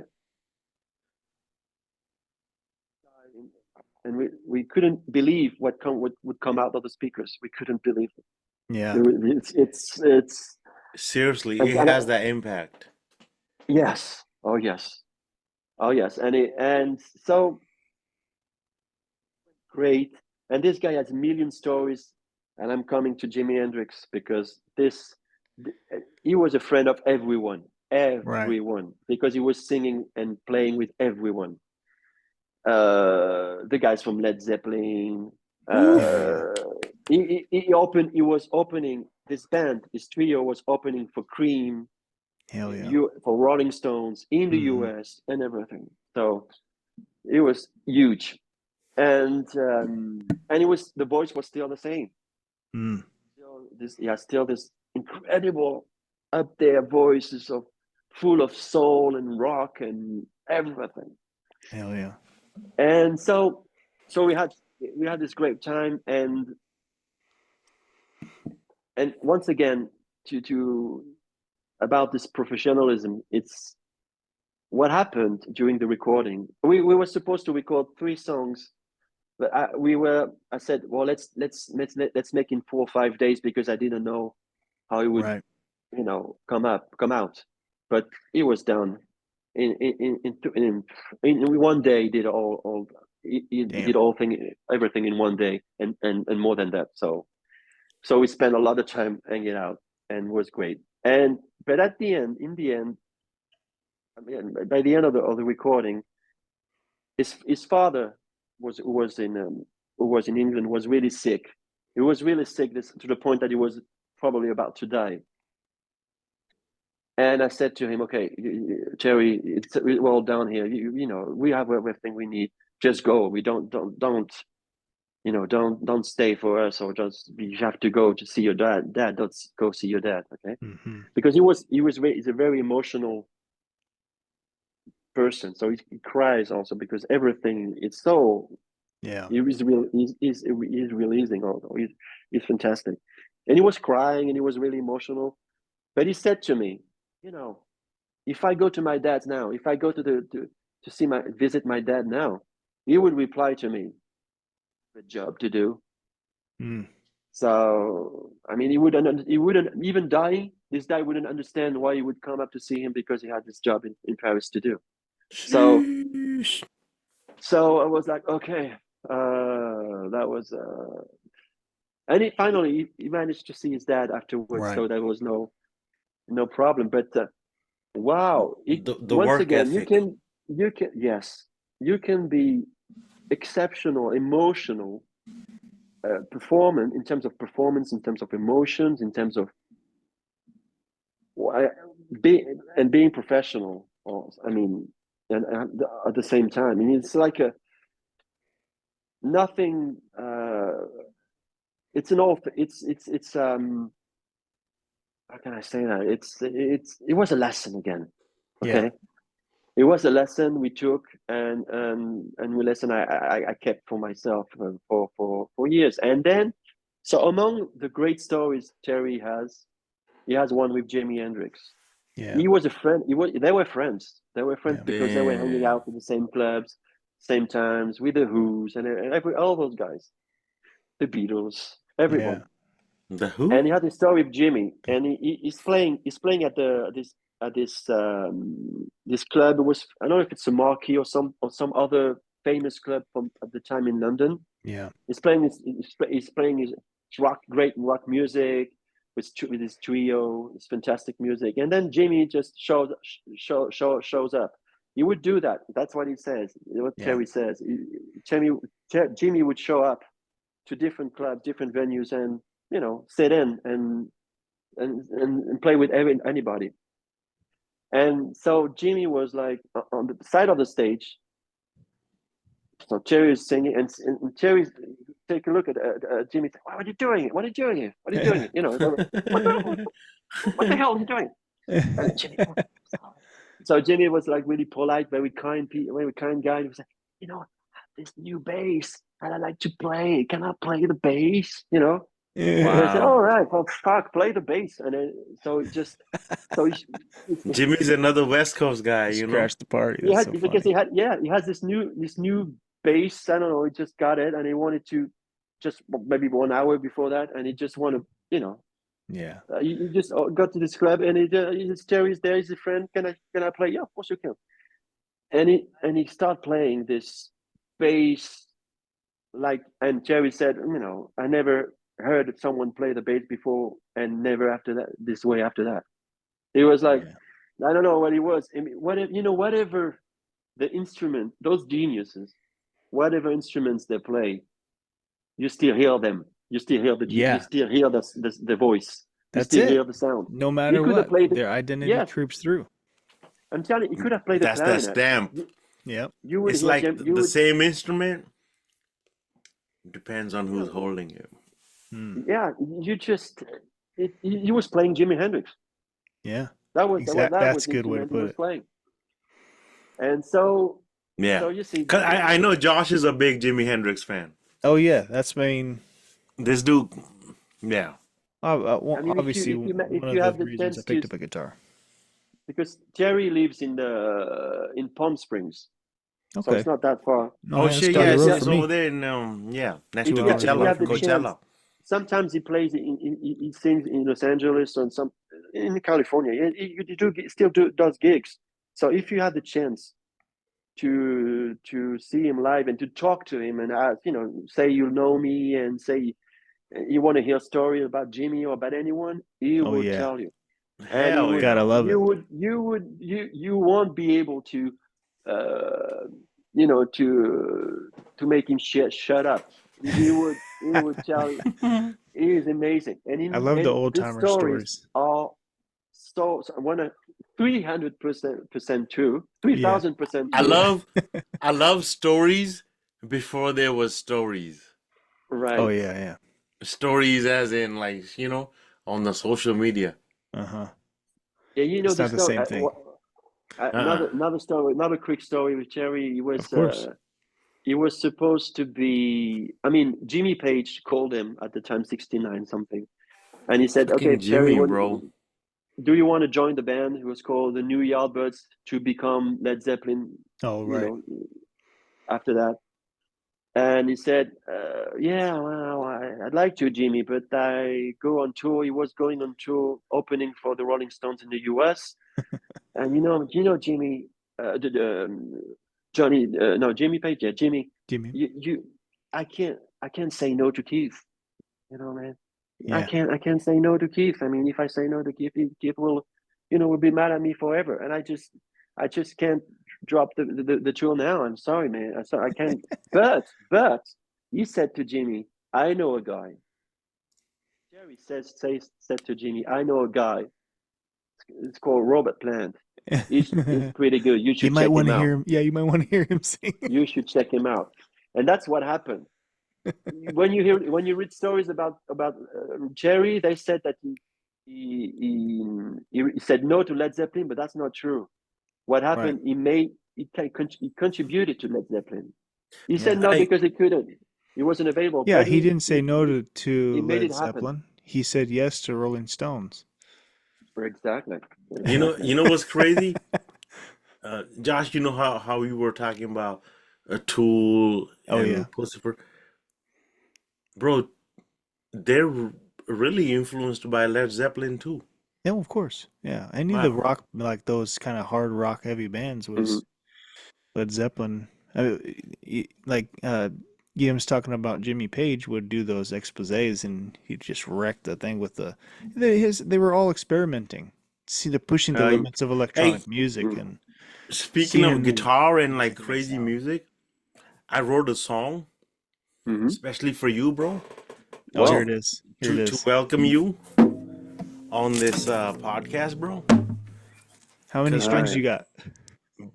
hella strings, bro. But you got more Bro, vibes. I've been practicing this for like Wow. three weeks because I was like, Guillaume's gonna pull up. I gotta impress it. You know what I mean? Cause you know what I mean. You're into jazz and crazy music. Yeah. So here goes. This is for you to welcome you. You ready? Yes. You don't want to miss this, bro. That's it. That's 3,000. that's incredible, man. You see that, bro? Like Oh, for that's three powerful. weeks, like bro, I've been sitting there practicing it. Hey, this whole time, I'm not gonna let you get away with this, Sean. Listen, Listen, this whole time we're talking here, we're telling stories. You're talking about Jerry Reed, the greatness, this and that. You notice he got up and he left and he come back. He thought he's slick as a mother. You remember what I told you? Every time the alternate Sean shows up, Bro, not no. Mixman Sean, Snack Boy Sean showed up. He was creeping in the Hey, background though. speaking of snacks, See, look, I got he's the got something. craziest snacks. You've never seen Doritos in a Pringle box. That's actually crazy. Oh, okay. No, I didn't know that.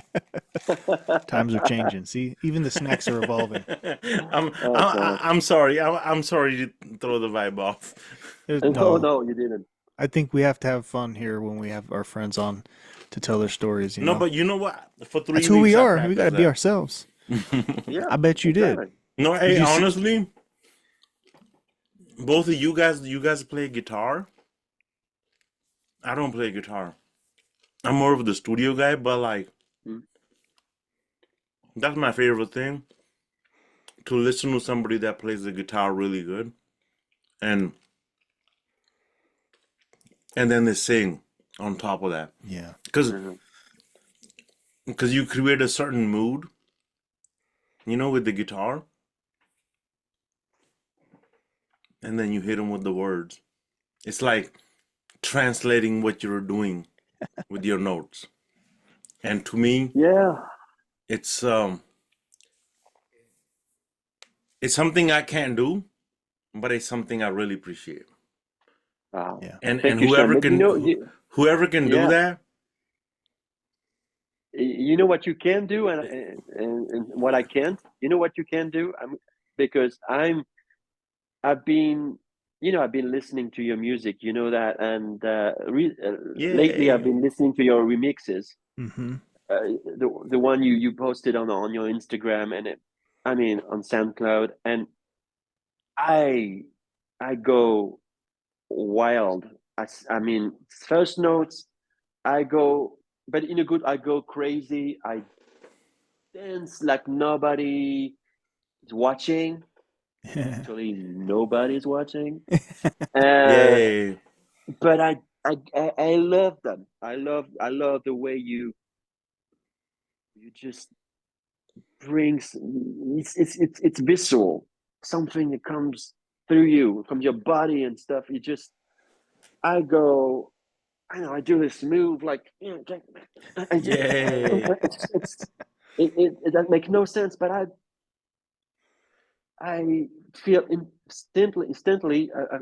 Right away. I feel when I listen to your remixes and music. I feel, I don't know, uh, revealed. No, revealed, yes, and relieved, both. Yeah. you Eh, know, No, it's thank you for saying that, bro. it's instant. We Yeah, did man. something together too, long time ago.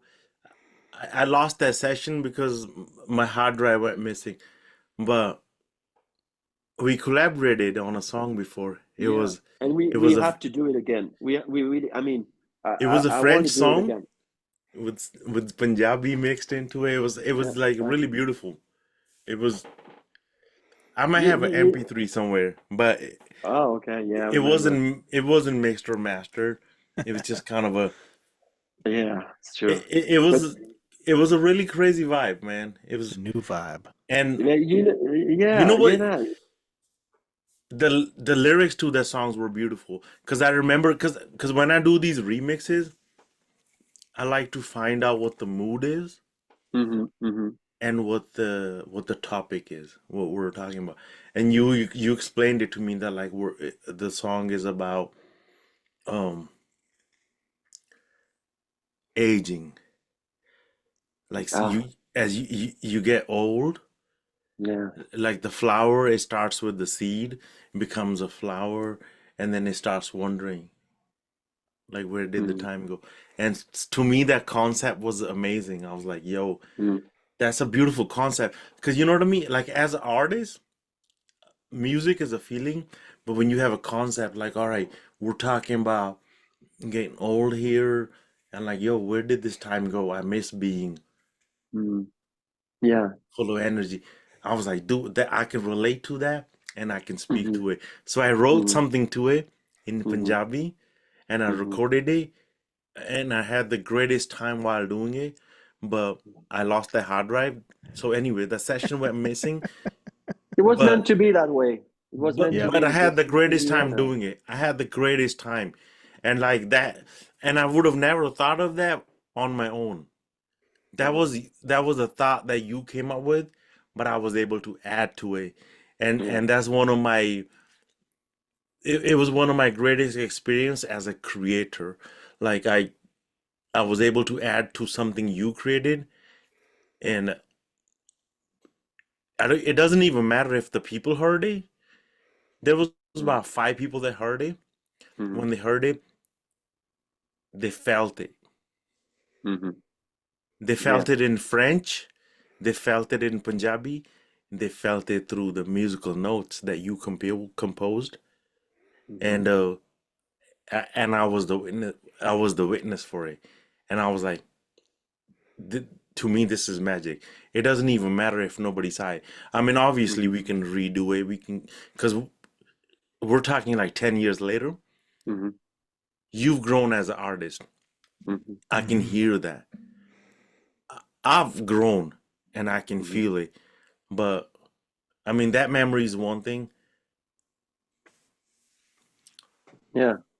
Well, Um, you know, well, Sean, it's you know, I think I told you about this. I had this project, another crazy one, which I wanted to us to be in the same room, mhm. with another musician, of another friend of mine. Actually, he lives in San Francisco. Is Eamon Flynn is he was in this band that the same radio would play. Nice.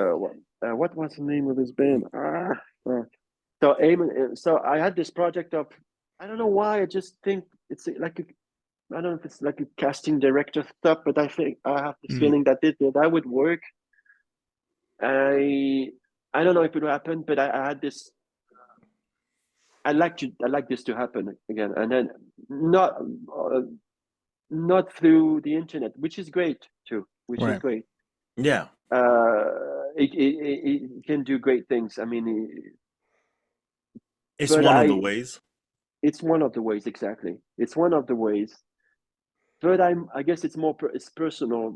I'm more into the experience. I'm more into this. There's nothing like We that. we spend, because you know, if you the record if the recording in the end is not a success, or is not bad, or is not good enough, at least you had the experience. You know what I mean? Yeah. Yeah. Those In this, memories. nobody can take you away, take you away of the experience from you, because it's yours, or it's or the other person's you were with. It's the result. I mean, what comes out of it in terms of music, no guarantee. No, No, yeah. no guarantee. True that. Honestly, to me, it's like when it happens the first time, that's a moment.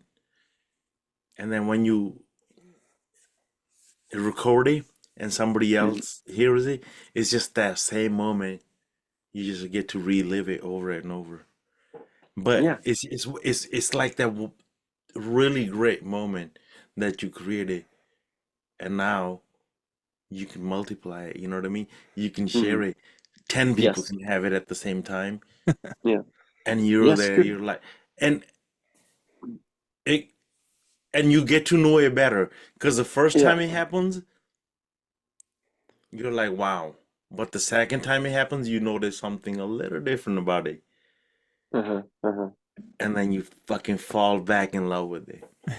Yes, you're right. You know, I think recording music. And it's all about capturing the freshness of something, of a Yes, moment, of an encounter, of words, of some words you just found out. Because if you capture the freshness of something on record, it's like eternal life. You know, Hmm. it's like you can, even whatever the style is. I don't say. whether if it's good or not, but most of the time when it's fresh, it's good. Yeah. But and it remains fresh. Mm. That's And what happened to quote then to take an example of the most popular band ever, the Beatles. hmm The Beatles, I mean the early Beatles songs, it's the perfect example of freshness. yeah. They just they they sing everything live. It takes an hour. They make an album in 1 hour, in 1 hour and a half, By the way, and speaking of it tells. Beatles, your music does remind me of a lot of the Beatles vibes, like the feeling vibes. Like Oh, thank you. when I hear your music, the vibes I get from your music is the same type of vibes I would get from some of the Beatles records too. Yeah. Wow. You Oh, know what I mean? thank you, Sean. Um, Thank you, Sean. Well, but it is like, so difficult to do. So difficult to do because like, cause I'm gonna. bro, Yeah. like growing up, I wasn't really into the Beatles. Like, I discovered them later. But what I can say about your music, that it is authentic. It has your stamp all over it. hmm Mm-hmm. Like it could only come from you. Like the Yeah. sound, Yeah. uh, like the way it comes across,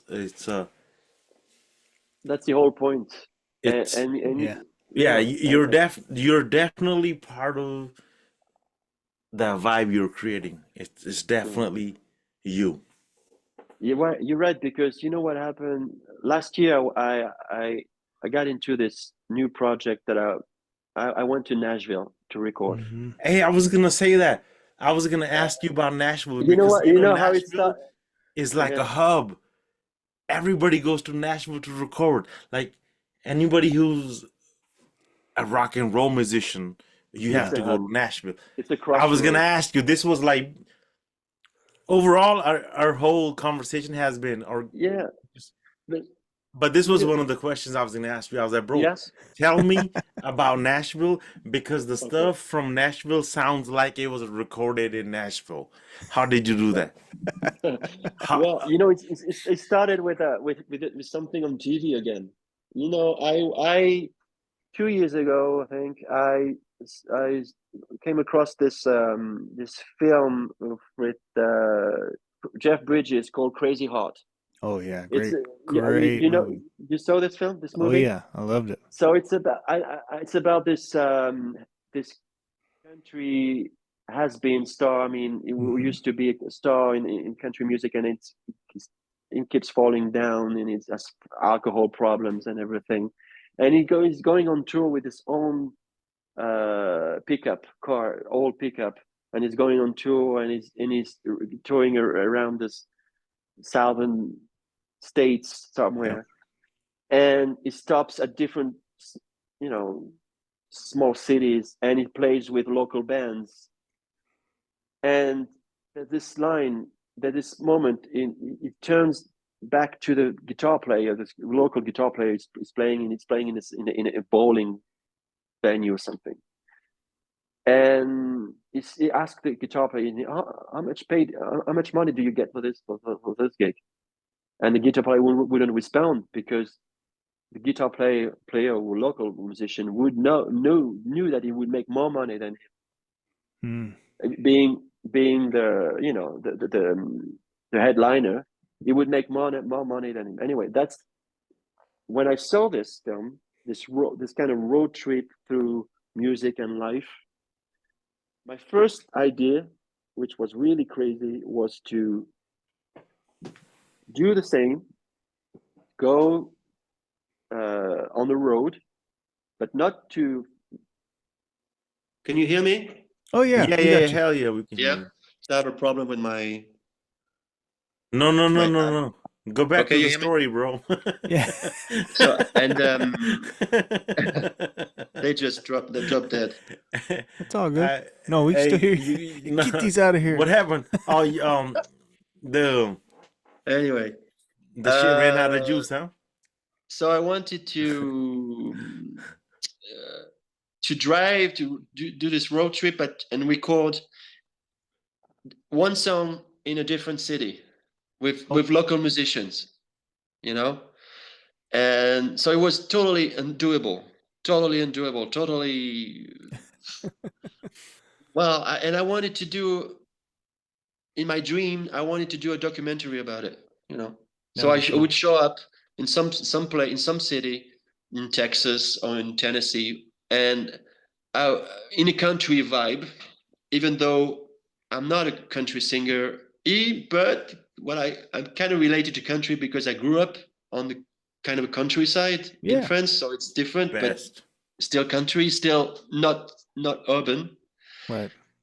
And so, but you know, I couldn't make it happen. It was too complicated. That's the life, bro. That country life, that's the life. Yes. So it couldn't, this project couldn't happen that way. So I switched to plan B, which was Nashville. Okay. So which was like Woo. finding a studio in Nashville, gather, you know, and and I wanted to do it with a band, local musicians that would play along with me and would live in the studio. And That's I what I wanted love to be about it. The analog. sound. The sound is so live. It is so Oh, dope. okay, good. Because So dope. I wanted that. I wanted that. So good, man. You did it And really good.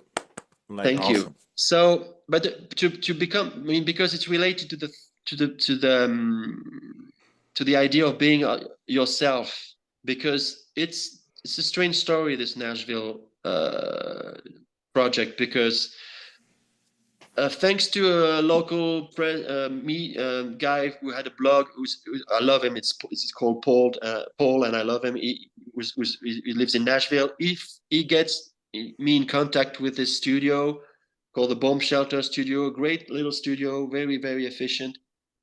And those guys found me musician, set up a band for me, like a guitar player, drummer, Yeah. and bass player.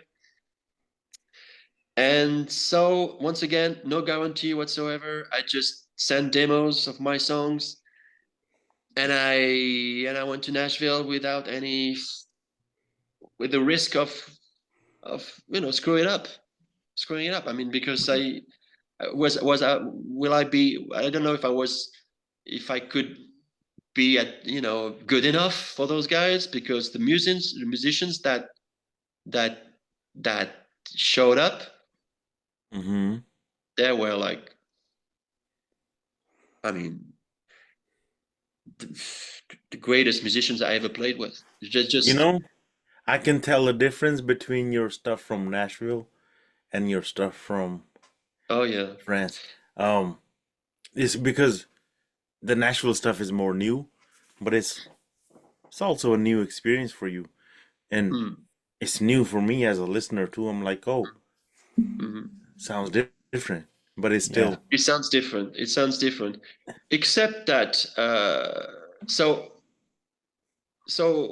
it was a fantastic experience to be in the same room with those guys playing my songs perfectly, like yeah, uh, and I adding talented, ideas, and very comfortable and very efficient, very Nashville pro stuff. yeah. So fantastic. But uh, when I first landed in Nashville, the first day before I started studio time, I was renting this little house in East Nashville that the boss of the studio owned. So he rented me the house during the recording.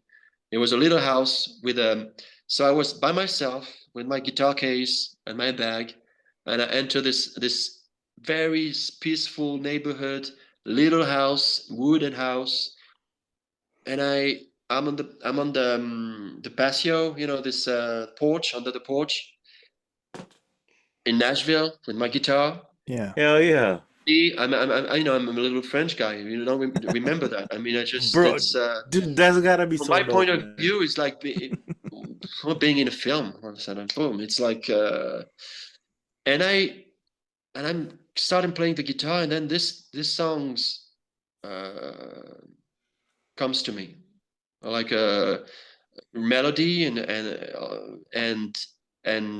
chords and words Uh-huh. right on the spot. Because I was not supposed to, I knew what I had to do. I had 4 songs to record with those guys, so it was like very professional. Everything was organized and planned and scheduled. And Mm-hmm. then I'm the first day in Nashville. I'm on this under this porch in East Nashville, and then songs coming up to it's coming to me, and it's called Nashville. I called it Nashville. It started, here I Mm-hmm. am in Nashville. That's the opening. Yep. Yeah. And okay, this song came to me here for a reason. So I have to do it. So I have to find the time in the studio to record it, Yeah. which I did at the very, very, very last minute of the mix, Mm-hmm. because we did the recording with the band. It went okay, it went great. Then we started the mix. And then in the end of the mix, I asked the owner of the was the sound engineer, a great one. Uh, do you have can you give me 5-10 minutes so I can record this song by myself, just the guitar and me? I said, yeah, sure. So it put up a couple of mics, and very last minute, it was like end of the afternoon of the last day of the studio, and I managed to record this one.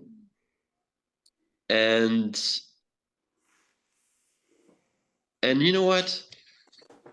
Uh, I know it's financially was not it was not a really proper investment, but I'm telling you, because all this trip, the Yeah. flights, the places to stay, the studio, the musicians, they, it was not about, it was about this moment. It was, Yeah. it led me to this song Yeah. by myself at the very last minute in the studio. Something that I could have done here, I could have done here down the road. Okay. But Yeah. well, honestly, I couldn't have, because it wouldn't come. It wouldn't Wouldn't have have. come to me. It Yeah. would come Wouldn't to have me. come to you because of the journey. And this song, well, this I like the record I made it. I made in Nashville, but it's not the it's really not the most successful one. I'm telling you, like Yeah. it would. But anyway, the one song that people like the most and really listen is that song I wrote on the spot and recorded at very last minute by myself in the studio in Nashville with no musicians around. That's why, wherever you are, whatever your project is, I think in the end it's all about expressing yourself. It's all Yeah. about um, Being there in the moment. in the moment, in the moment. Yeah. And I learned in Nashville how to prepare a recording Mm. professionally, how to prepare, how to be like professional, which is great. But the truth is, uh, I would say, how can I put it? Um, Magic Magic. happens Magic. happens between the cracks. Mm. Okay, it's like lights coming out of the cracks of the wall, or you know what I mean. Yep. Mm-hmm. You built your stuff. It's a great wall. It's all white. It's nice, and it's one nice window and everything. But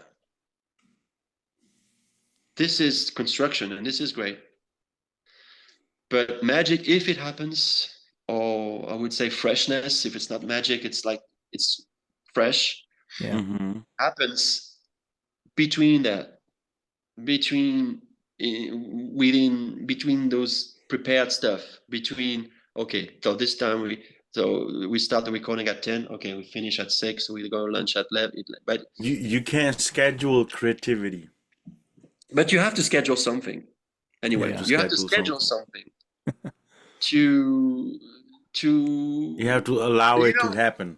If there is that's no what wall, there is no cracks. And if there's no yeah cracks, then the magic that's what can't Lennon, I happen. think John Lennon would sing. He sung, put that in the song. He said, life is what happens when you busy making other plans. That's right. John Lennon or somebody. That that's what I mean. It's you have to make plans. Yeah, You absolutely. have to make plans. Okay, I have this song. I have to record it. Let's record it this Thursday. Okay, are you ready? Okay, everything's set. You Okay, so I need you this. have I need to that. you have to plan to go to the party, and having Right. fun is what happens. Yes. Exactly. And then it happens or it doesn't. Yeah, that's It's true. just This party sucks. I'm Yeah, out of so here. sometimes. this Nashville Yeah, thing is just yeah. No, thousand and percent. I made a mistake though. I made a mistake because in that I won't make again. I started by when I got to Nashville. I started by the studio time. I shouldn't Yeah, have. No. I should have. Yeah, I should have. In you know, just been there and in Nashville, just hang out and meet some people eventually, or and then in the end yeah, record something. Yeah, you gotta I soak in the vibe, right, and then because I whatever would have occurs. made it differently, and I would have, I don't know, maybe it would have been better or not. I don't know, but this is something I would do differently for sure. yeah, I just keep. I mean, take the time to for nothing. Take some yeah. time for nothing to happen. Appreciating that too. It's just those things are special to be. That's where the magic is. Well, you guys know about like appreciating stillness. This Hmm. world is so busy. It's always got things going on. Yeah. It's easy to get lost in your schedule and all the shit that's on your to-do list. But what about that day where you're just like, you know what? I'm good right here, and just kind of appreciating that stillness, that peace. And Yeah. even if it's not going to create a substance or something for you to like glean out of, that restfulness, that moment of just being present. When you get back out there, your awareness is keyed up, so you can Yes. you can you can pick up different things while you're out there. Yeah, it's true. It's true, and you have to make yourself available. You know. Yeah. So So the and once again, I had the great after show because I played a gig in Nashville also, and the best moment of the was this after show when I hang out with some friends that I just met there, and then they took me to their house, and we started drinking and playing, yeah, and so that's why I'm saying I should have started by this, and then yeah, uh, but I'm a bit I think I'm a control freak to myself also. I said to I think I planned it that way because maybe I didn't trust myself. Like, okay, hmm. if I start hanging out, doing nothing and kind of going out anywhere, I mean, Would you would then I you're be able to focus in the end? And because I, I paid for all this shit, so would I, yeah, too much going on in would your I head. be able to come back with something? Yeah, that's a great Uh, point though. That's a good insight. but that's a risk I should have taken, and next time I will. Yeah, that's cool. So Nashville project, how recent was that? Was it like two years ago? Something like that? I It was was last looking year. last year. Okay, so it's I even more was in, recent. and the good thing with Nashville what I like to do is that it went fast because Yeah. I was in Nashville for 10 days, 9 or 10 days in May last year. So it's Okay, gonna be almost an a exact year year. in San and the mix was done on the spot, and then I released the whole thing like 3 or 4 weeks later, Wow, that's fast. which is because I really believe in this, and because also because I'm kind of lazy, so I don't want to spend too much time on something. Get I it all can't done. spend too much time on a recording anymore like I Yeah. used to. Yeah. You know, when I was with Shine, or when I started by myself, also singing by myself, I was able to spend a lot of time on a few bars. You know, Yeah. um, I can't anymore. I don't know if it's good, but I just can't. I just Yeah. I want to things to go fast. I don't want to spend too much time on a song, and so I never, and it's been like here for like this for years. I never spend more than a day on a song, recording it or Yeah. everything. You know, the instruments, everything. No, I don't want to. But and sometimes, most of the time, it's a good thing, and sometimes you miss something because I said, "Oh God, I should have recorded. I should redone this, or I should have made, That's one of you those know, I should have things. played It's this like a instrument. I choice. should have make it shorter. I should have make it longer." Sometimes you make mistakes. Yeah. There's no, But it sounds uh, like you trust that process and you know it pretty well for yourself and how it makes your life. you Is that know, is there truth to that or no? I think you make something thanks to your skills and thanks to what some people would say your downsides or your defaults, you know. Yeah. Over time, you You master a certain things. right. So yeah, Hmm. there's something you can do, something you are comfortable with, and something you know you can't. And you can so it's so you have to come, you know, to come around this and then to find a way to make the best out of yourself with Yeah. yourself, with Hey. with who you are, Yeah. which are it could be, you know, okay, I can, for example, I can find a melody quite easily. That I can do. Right. Right. Don't know if it's good, once again, but I can do that. Words, it's an effort. It's good. It's difficult. Yeah. Uh, Home studio, I can't. Can't do it. I can't open a file and take my mouse and on the pad. Yeah. I can't do this. It's I not just your can't. it's not your instrument. Because it's not an instrument. I don't know. I don't have the patience. I don't have the patience because you need patience to that Bro, let within me, within yourself to control this machine and bro, to Yeah. make it sing. if you never got that jazz cassette, thanks to the jazz cassette, you were in Nashville, Los Mm. Angeles, Wales, Cisco. You know what I Austin. Yeah, mean? yeah, it's It's true. like an endless It all journey. come back. It all comes back to this cassette. Yeah. Yeah. Got to keep the tape rolling. Hey, that's good. Yes, Yeah. So that's good. so you got that was your most recent recording session that you did, or has there been another one? Or Well, are you right doing after performances? Nashville, I did the same in Paris, which the same, I mean, with a band and live, Oh, okay. because this is something I've never done. I had never done before. I Yeah. would play by myself and I would add some instruments. Yeah. But this time was I wanted do to tell a story, a Nashville story live with a band, and the sister story in a way Yeah. in Paris with another band Oh, from yeah. Yeah. Paris. That's excellent. So the last release, my last release is called Paris, and Yeah. it's the same like the previous one was called Nashville. It's about telling, and I believe in places. I believe in moment, and I believe in places. So Mm. if I want to do a Nashville, if I do a song called Nashville, it has to come from Nashville or it has to be recorded in Nashville. I don't Right. I it just has to. I just Yeah. didn't. It just I know it's possible anywhere. I know, and it could be very successful. I know. but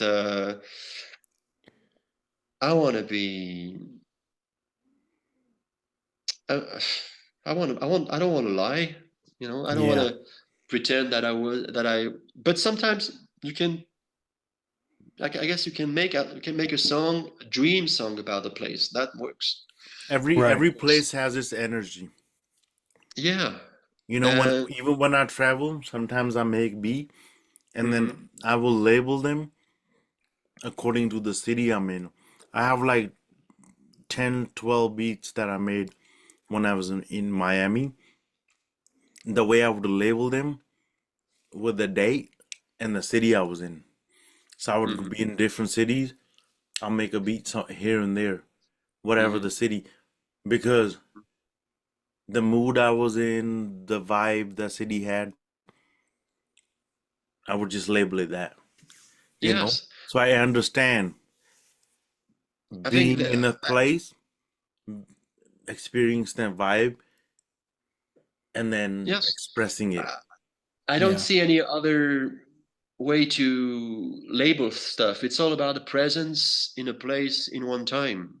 Yeah. It's so that's what I do. That's what I did in Iceland a few years ago. So I went to Yeah. Iceland and I recorded a full album by myself there. So Amazing.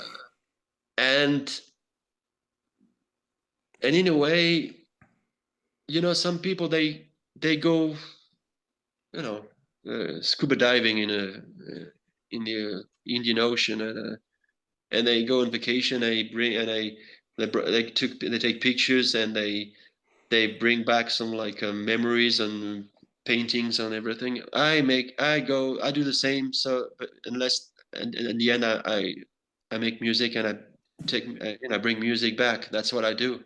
That's Bro, so I awesome. just how much of that you think has to do with being from France? Because when I went to France, bro, everything inspired me. The architecture, mhm. the Mm. fucking little rivers and shit, the Eiffel Tower, the champagne, the croissant, Yeah, you know, the fucking. When I was there, I was like, it made me want to create. I was like, holy yeah. fuck. I was like Because you know feeling what? like Da Vinci and shit, you know? Because I I think seen, I seen people. I'm just like walking by the little river. There's people, this dude's just like, he's drinking his little wine and he's just painting. I was like, what a fucking beautiful city, you know? it is. It is. Like, But it's all about the vibes. I mean, I guess it's probably the same for you. I mean, when you've been living in the same place, and that's an exercise, something we all have to work on. When you've been living in the same place for a long time, you, uh, uh, I have to learn to get excited again. You know, Mm. to find excitement, to find this famous magic, this magic in some place you know so well. Yeah. Because mm, I've been hanging out in this, walking down those streets for forever now, and I know the Yeah. places, and I have memories Yeah. everywhere, good ones, bad ones, everywhere. I mean, not everywhere, but most in a lot of places. It's France is fucking difficult because awesome. you have the past. This past Yeah. is haunting you. Okay, Right. that's what's great when you travel. When you travel, I mean, what's happening to me? You feel brand new. You're like you're in some new places. You exotic to Yeah. you. This place is exotic to you, and you are exotic to this place. Yeah. So it's like you are a new yourself. You are free from the past, Yeah. from That's your why past. a lot of people take those vacations or they go travel and So they need that break. That Yeah. helps to you know to release your ideas and everything. Yeah. But most of the time you don't travel. Yeah. So and most of the time you need to express yourself. Yeah. So you still have to do it. So what else? What I do, it's my thing, and just I travel with I use my emotions as vehicles Mm. to travel. I mean, but not travel physically, just to. Yeah. I have So a I have question for you. emotions. It could be about love. It could be about um, I don't know. It could about for example, I wrote a song like a few days ago. It's about resentment. So I'm kind of angry in this song, but Oh. not. But the song is musically is like really springly and very Mm. folky, shiny stuff. But uh, what I say in it is not really nice. Mm. So so it's a way to get out of your daily life and Yeah. to embrace comes across your mind, or something that suddenly is worth it, something that's like, oh, this thought or this chords or this notes are like worth the effort, worth the time. I don't know, but I always like to travel. I always like to. It gets me so exciting, and I'm going to New York in June, Yeah, that's what and I was I'm gonna so ask. excited. Even though it's just 3 4 days, I can't stay more than that. But Mm-hmm. it's and you know what happened again? This New York thing happens thanks to Terry Reid. Like, you know, and Oh yeah. so, as Sean said, we make connections that leads you to another connection, and music is like that, and it just you. It's not a spider web; it's more like a thread, like Yeah. a something more. It's more. Um, it's a happy thread. Yeah. It's not a tweeter thread when it's Yeah. like Where angry one. your sweater's coming apart. What the heck? you know and it's and because I make this record with Terry I told you about, Yeah. and I this guy from New York, this singer, great singer, did the same thing. He did some gigs, some concert with Terry Reid right after that in New York. So we connected like this because he knew about a project. So we connected on Facebook, and it was 15 years ago. So Yeah. and then we just stayed connected. That's it. We just stay Nice. connected. I followed him on Facebook. I saw him. I listened to some of his stuff, and that's it. Yeah. Because it just took time. And then a couple of months ago, he commented. I just said something about the US on Facebook. I don't know what I said, but he commented on and he said, "Why don't you come? Why don't you come to New York and I will make it happen." Nice. And I said, "It's Walker. His name is Walker." I said, "Yeah, okay." And I was in this. I was not sure because money wise, it's difficult, and Of course. and it's. I said, "Yes, yeah, okay, yeah, let's make it happen." So then so there's this festival in Queens, New York, that this guy does the programming of Shout out the. Pork Chop. Yeah. Yeah. Nice. And it's called Rockstock Festival. It's on Walker Beach, by in Queens, and it's. I like the idea of playing in this thing in Queens because Yeah. when I was a teenager, I had some distant family living in Queens, Oh wow. Eastern Queens. Like I don't know if you know New York well, but it's like Eastern Queens is very very far away from Manhattan, and but Mm-hmm. my dad sent me over there when I was 16 in the summer, 16 or Yeah. 17. My English was familiar, and I couldn't, You love America, huh? Yeah, I always, I'm from this generation that grew up Because watching all this.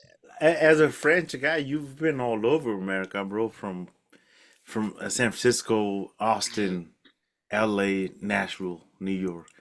Yes, That's more places than most Americans go to. Yeah, that's actually well, true.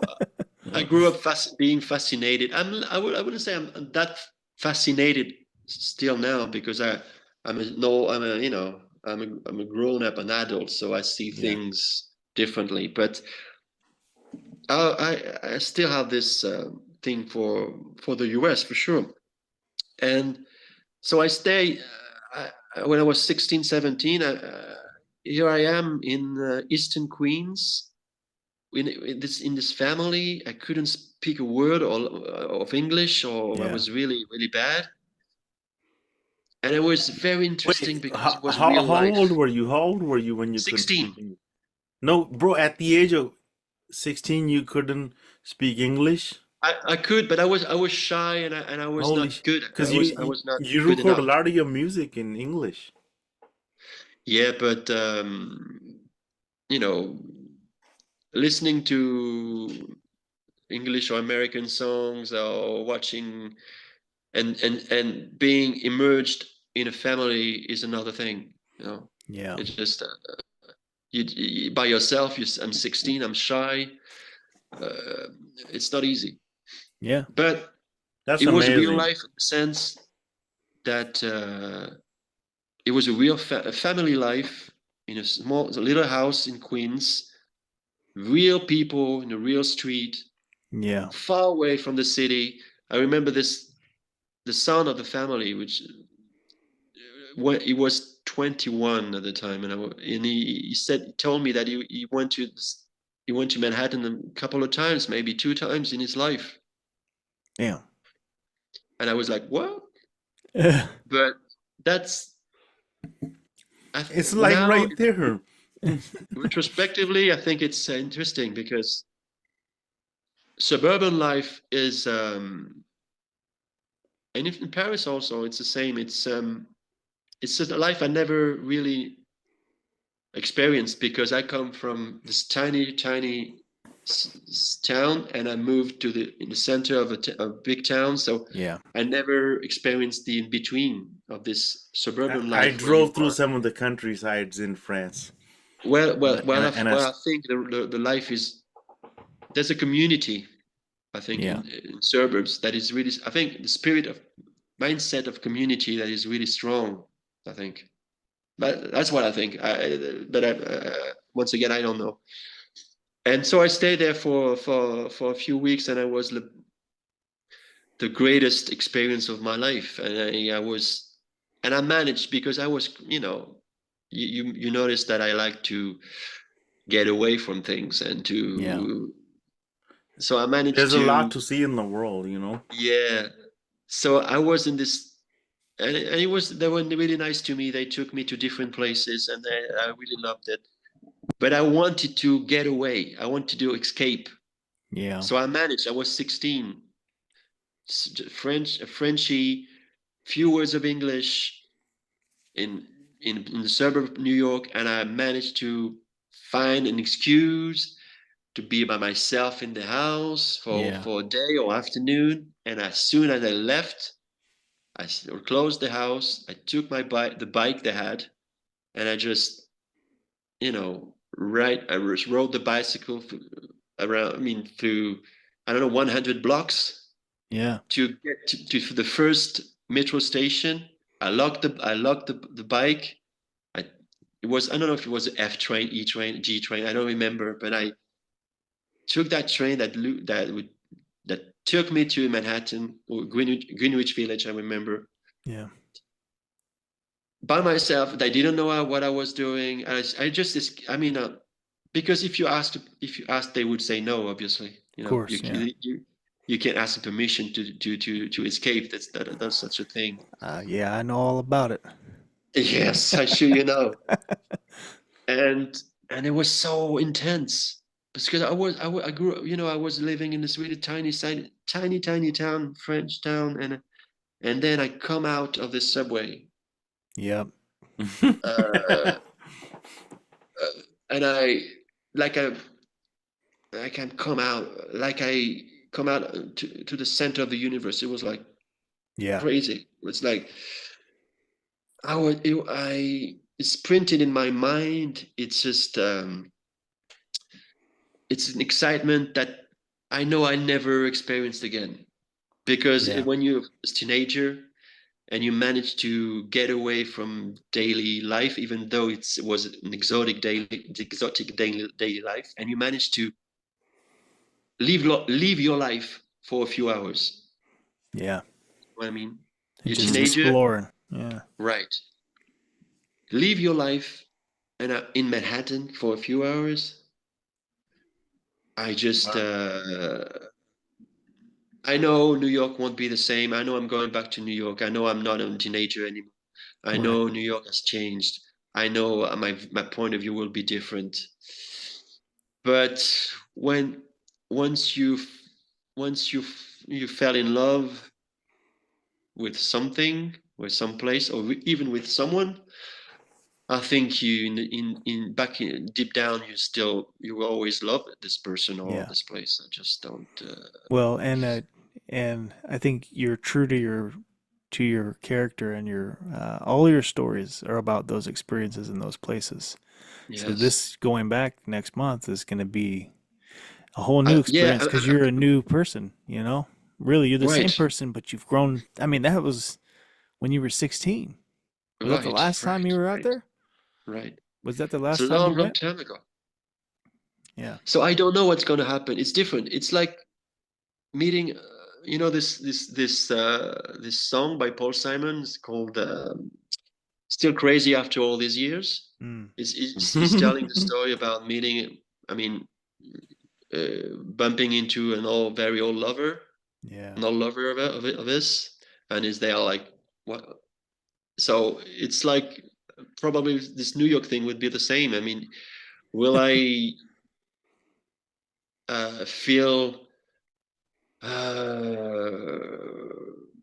something very deep, intense again? I don't know. I don't.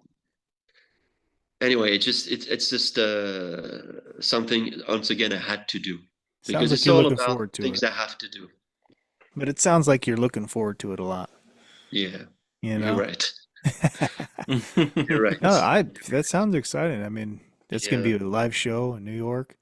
Yeah, And I'm playing in Central Park on June 21st, so the day before the festival. yeah. It's for Make Music Day, so it's a Make Music Day in different cities. So it's a fête de la musique because it comes from a French idea, I think. Oh, that's You Very ever, awesome. limited. bro? You ever been to Champagne, the city of Champagne? No, I never. No, We should go together. man, We got to That's drink a some plan. champagne out there. that's No, I something. know. I never Yeah, been there. but you like champagne? I do. I What's your do. favorite type of champagne? Wow. Uh, the one you serve me. Nice. And when I went to That France, tells you the level how much you love it. It's good when I went stuff. to France, I went on the Eiffel Tower. Okay, well, Yeah. I'll take you. I, I Just had come a over. I had a cup of champagne. I don't know what the fuck I was in there, but I definitely did that. Oh, And Oh so yeah. also, I went connections. to the countryside. I had some cappuccinos in like the villages. I was gonna go Really beautiful. when I was in Really, really Germany, but fucking beautiful. I was over in Germany during COVID, and Oh, I was hoping to get a chance to come to France because we were in Right there. Ramstein. It was so close. It was like a couple hour drive, Mm-hmm. but they just shut us down. We couldn't even leave the county. It was yeah, it's sucked. too bad. But Yeah. life will keep going. Get a chance to chase those experiences Yeah, down the road. you'll find. I mean, you will. Yeah, If you the way you talk to me about this, it means that there's no way yeah. you Someday know I'll get my you missed chance. the experience. You will. Interesting connection because you guys were talking, but about French some of the cities, fries. right? Yeah, no, silly. French toast. Let's start talking about all the food, right? French Just Um, kidding. kiss. the French kiss. The connection of San Francisco and Paris. So when the builders of San Francisco were creating the town, the the idea of making it this artistic place, making it this groundbreaking philosophical place, was to be the Paris of America. But it had a Shit. fire and earthquake in the early 1900s that like a lot of the almost all of the city was burned Oh yeah, down. The I history, didn't know that. I don't know all the finer points, but I always thought that was kind of, once I learned that, I was enlightened a little bit more because of, how progressive and these artistic and creative ideas come out of Paris. If you look in Mhm. America and even just, popular culture, a lot of the San Francisco groundbreaking for that for the last 50 years or even further. So I thought that was trippy that, you know, you guys Yeah. met there and you're both artists and both musicians. And, we are from the Bay Area, San Francisco, and you're from Paris. Connections trip me out like that. I like little Yeah, and I'm coincidences. very grateful for this. I'm very grateful. Yeah, it's a lot of fun. Bro, you seen the Mona Lisa, bro? Yeah. Live, like straight up? You mean in actual life? Yeah. Yeah, I saw a couple of Mona Lisa in some bars. Couple of Yeah, Mona Lisas. yeah. I tried to pick up one, but didn't work out. I didn't have this Renaissance style. I didn't. You, Too funny. because She's you try picky. to pick up two She's at a picky. time. That's She's picky. you have to pick up one. That's good We'll stuff, try next man. time. So, Guillaume, You like living in France, bro? Because I think I it's do, I beautiful. do. But I have to tell you the truth. It's been a long time, and I want once again maybe it's all about traveling. But I think I need another experience. I'd like to live in some other country soon because okay. my kids are they big now. They away. So yes, there's some project that I not more than a project, a new life that I like to experience. Yes, I don't know when Who's your and where. favorite French artist? Uh, Oh, I wouldn't say French, but I would say French Canadian. Hmm. mm-hmm, Which sings in French, and I will uh-huh. send you the link. It's called Louis Jean Cormier, Mm. and is really the first one that comes to top of my mind because he's a fantastic singer and songwriter in French, and so it's worth discovering him because he's a master. He's like I don't know Neil Young in French. The Neil Young in French. Oh yeah, Yes, Sick. really. that's awesome. Yeah. Well, Sean, Guillaume, we're coming up close to 3 hours, and at the end of all of our shows, Wow. we like to do something called key takeaways, where we look back and kind of think back at what are we going to take away from our conversation here. I'd like Okay. to offer you the opportunity to go first if you'd like. We can take it if you need more time to think, but yeah, if Uh, you'd like to, what are some key takeaways from our conversation today that you think you'll walk away with? I don't know, man. It's really up to you. I was really comfortable, so I talked a lot. So That's good. Hell yeah. We uh, appreciate it. It was very awesome, man. I don't know. Just don't don't don't take it. Don't take Terry Reid away. Never. Never do that. Yeah, Okay, I won't. I won't. Don't take the Sorry. Sean story away because it's Sean and I love him. yeah, Love you Uh, too, brother. and the other thing, just it's up to you. Honestly, it's up yeah. to you. Hell yeah. Awesome. Sean, how about you? Um, takeaways. I don't know, man. Obviously, Guillaume, you're fucking awesome, bro. And this is episode one, so